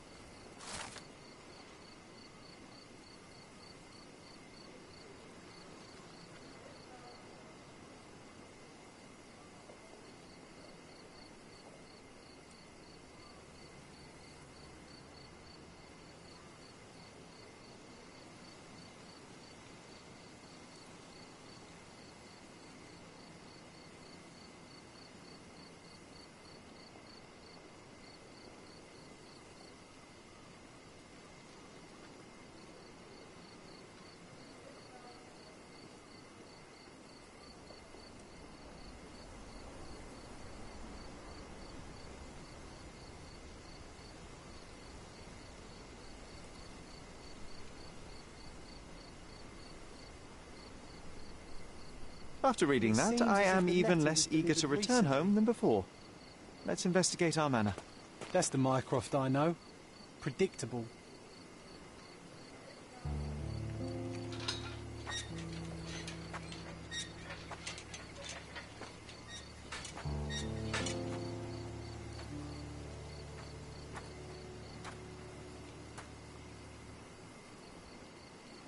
There she is.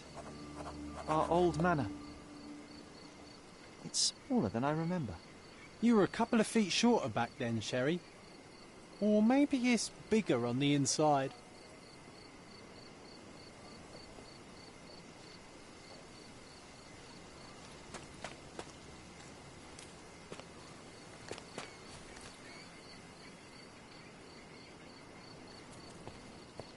Look at the ash all over the door. I don't recall hearing of a fire. We don't have to stay here. You can afford another night or two at the hotel. It's stuck. Oh well, let's just head back. They probably haven't even stripped our room yet. Come on. Must be locked. Move aside. Let me have a go. Seems fine to me, Sherry. This barrier, perhaps it's mental, not physical. Or perhaps the rest of us are simply constrained by reality, John. I wonder if there's a key secreted somewhere in the garden. Take a look around, Sherlock. I'm sure you'll discover something.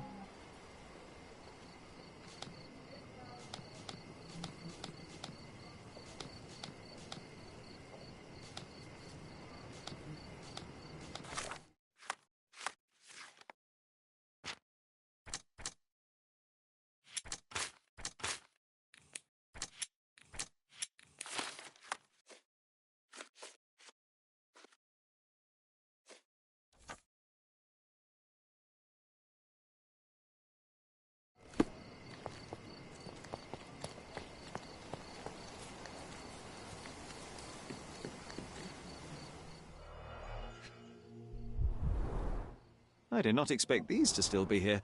It was enjoyable to practice using real handcuffs to make an arrest.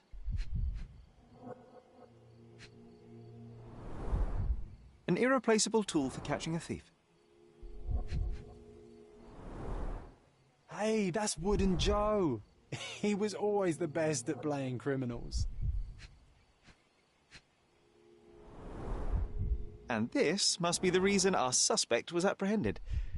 Wood and glass, oh, very precious. Funny, Wooden Joe reminds me of the trouble we once got in with the police. Do you remember, John? Somewhat. Maybe we can recall more details.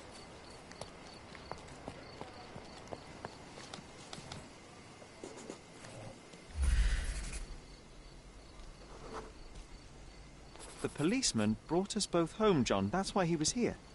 I'm pretty sure he brought something else with him too. Do you remember what it was?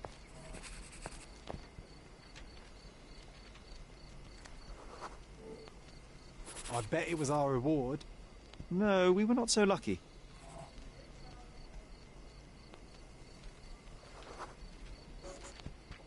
It was a set of lockpicks that we had used to sneak into someone's house. That's why we were arrested. Did someone come out to investigate all the commotion?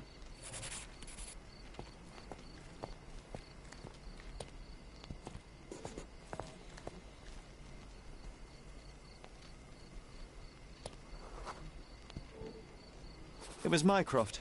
He smoothed things over and convinced the policeman not to press charges. The officer left and never returned. But we had to endure a serious talking to from my brother.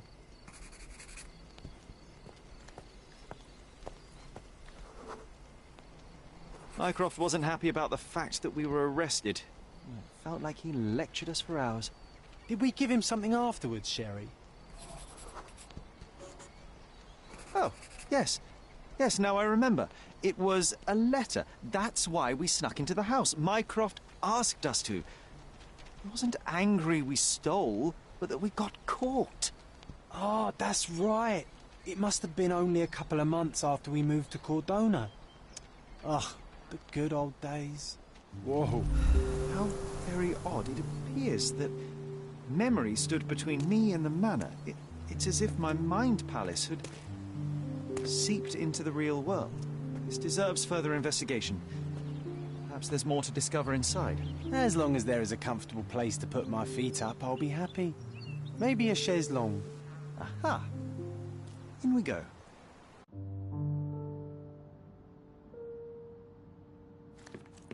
Home sweet home, Sherry.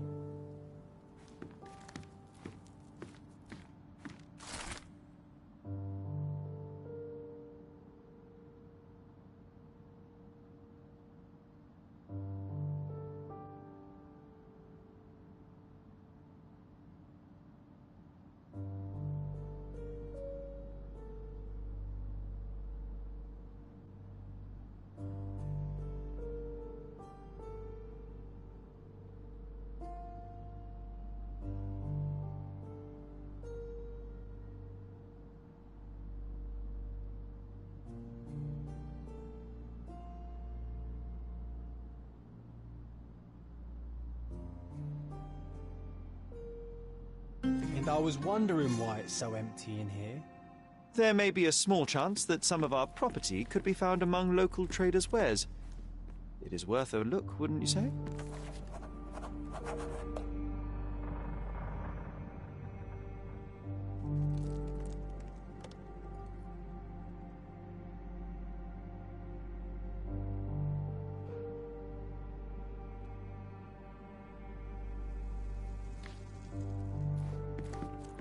One of the first things I saw when entering this house as a child.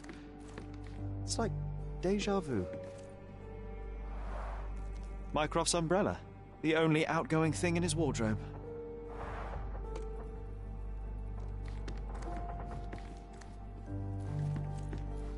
Hey, this is the luggage we brought from London, isn't it?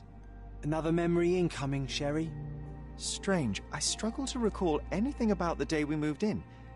The only detail I'm sure of is that it was raining early that morning.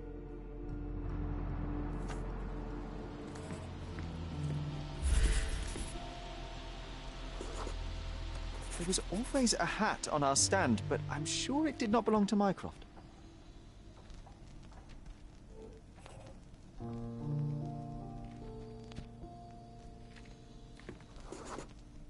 Our mother brought a slew of belongings with her. She refused to leave a single thing in London. Mycroft had to spend the whole day dealing with it.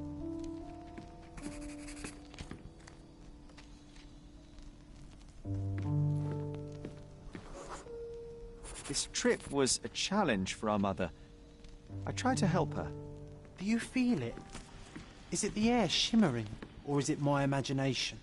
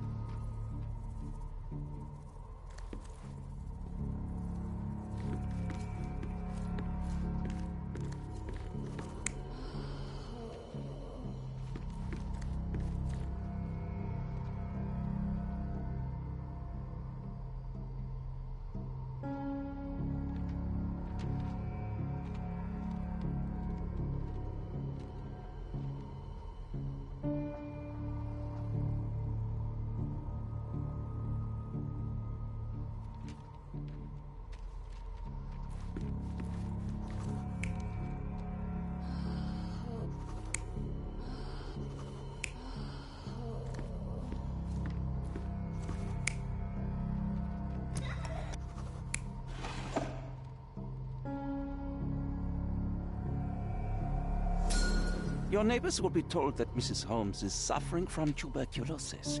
It is common to move closer to the sea in such cases. Thank you, Dr. Richter. No, Sherlock, step away from her. Upstairs. Go to your room. Lean on me, Mother. Take your time. Actually, I never heard her coughing. I remember now.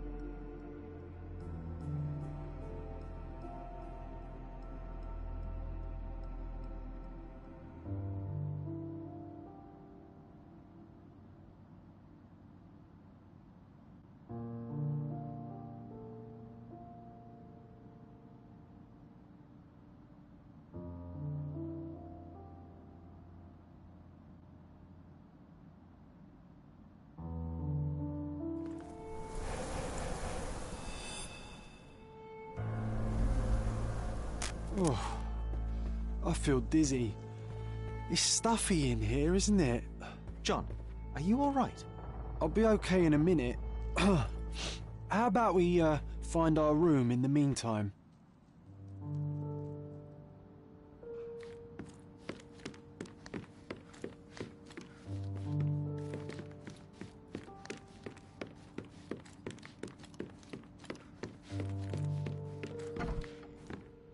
Look at this. It's like travelling 10 years into the past with a single step. Oddly satisfying.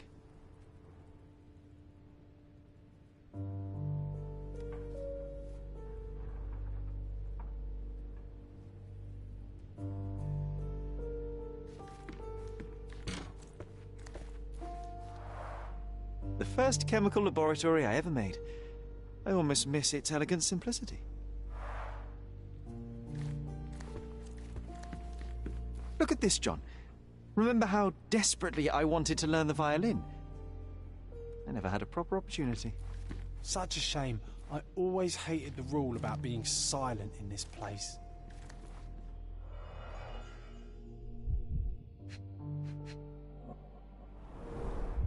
So many pleasant evenings were spent here with the Encyclopedia Americana.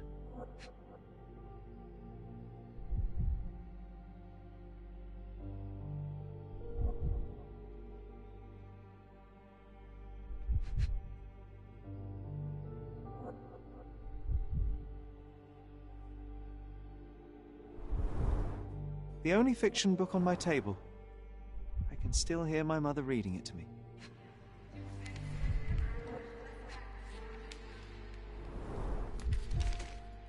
Interesting. What's that over there?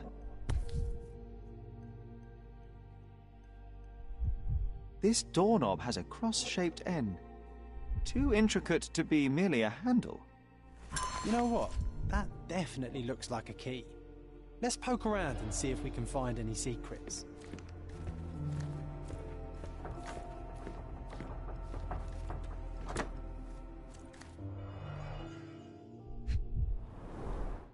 Cannot believe all my toys are still here. Hey, they were not just yours, they were half mine too. An artifact from Palau carved out of bone and claimed to be 300 years old. My mother proved it was a fake. My very favourite plaything. It was the perfect pirate treasure. Oh, it reminds me of our neighbour. He had the same balloon in his yard, only bigger. Do you remember? Yes. We visited him several times while living here. I'll never forget how challenging it was to obtain this simple sketch.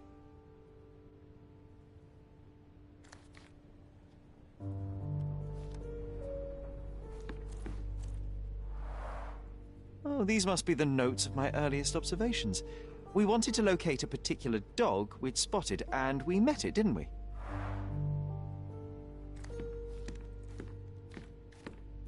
Need to repeat this one day, but with bullets.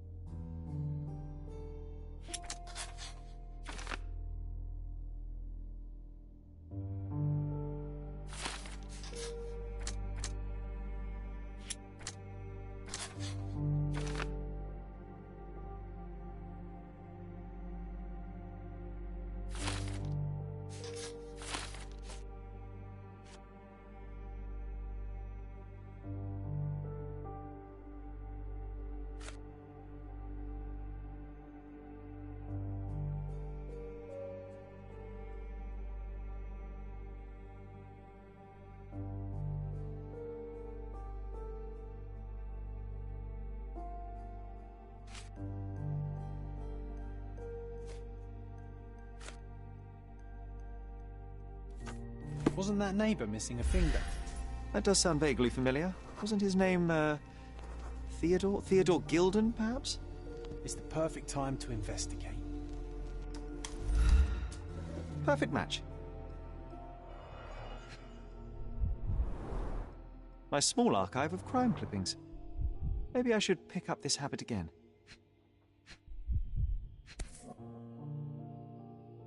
Still has a faint odour of tobacco, one of the few things on this island that smell like home.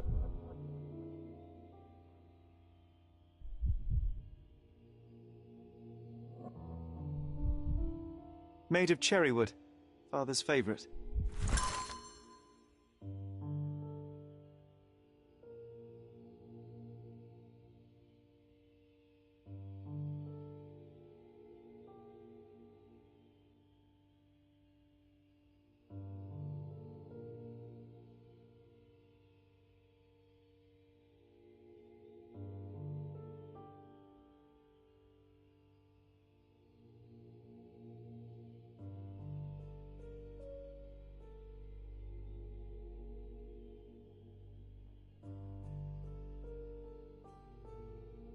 I knew you'd find it in no time.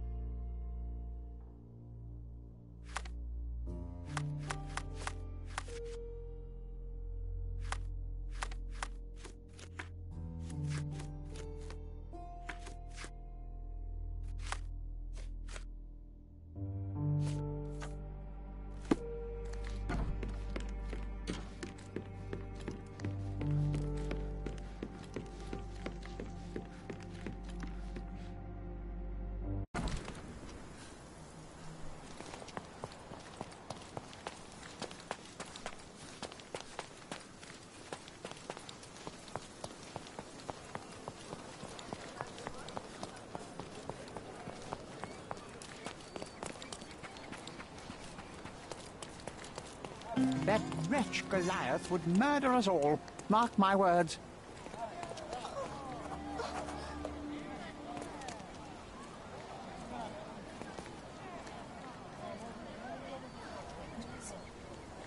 Who's it? Destruction and trampled ground.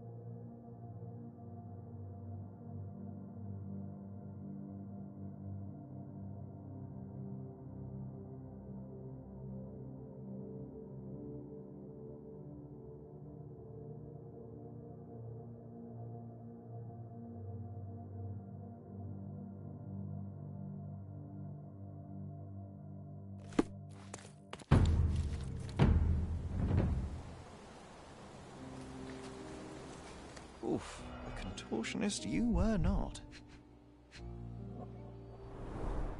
Disjointed vertebrae. Difficult to say if it was a way to start or finish him off. A missing pinky. Middle-aged. It's none other than Theodore Gilden.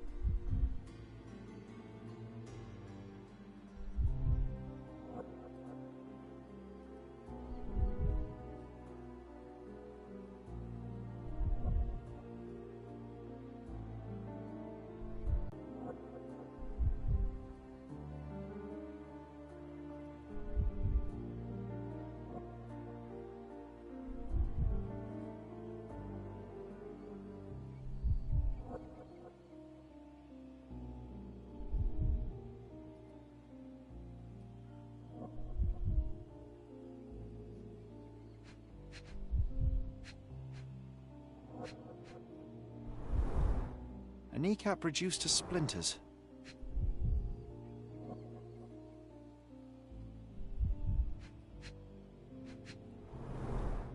A belt from a dressing gown. Curious. Oh boy, Sherlock. Enough.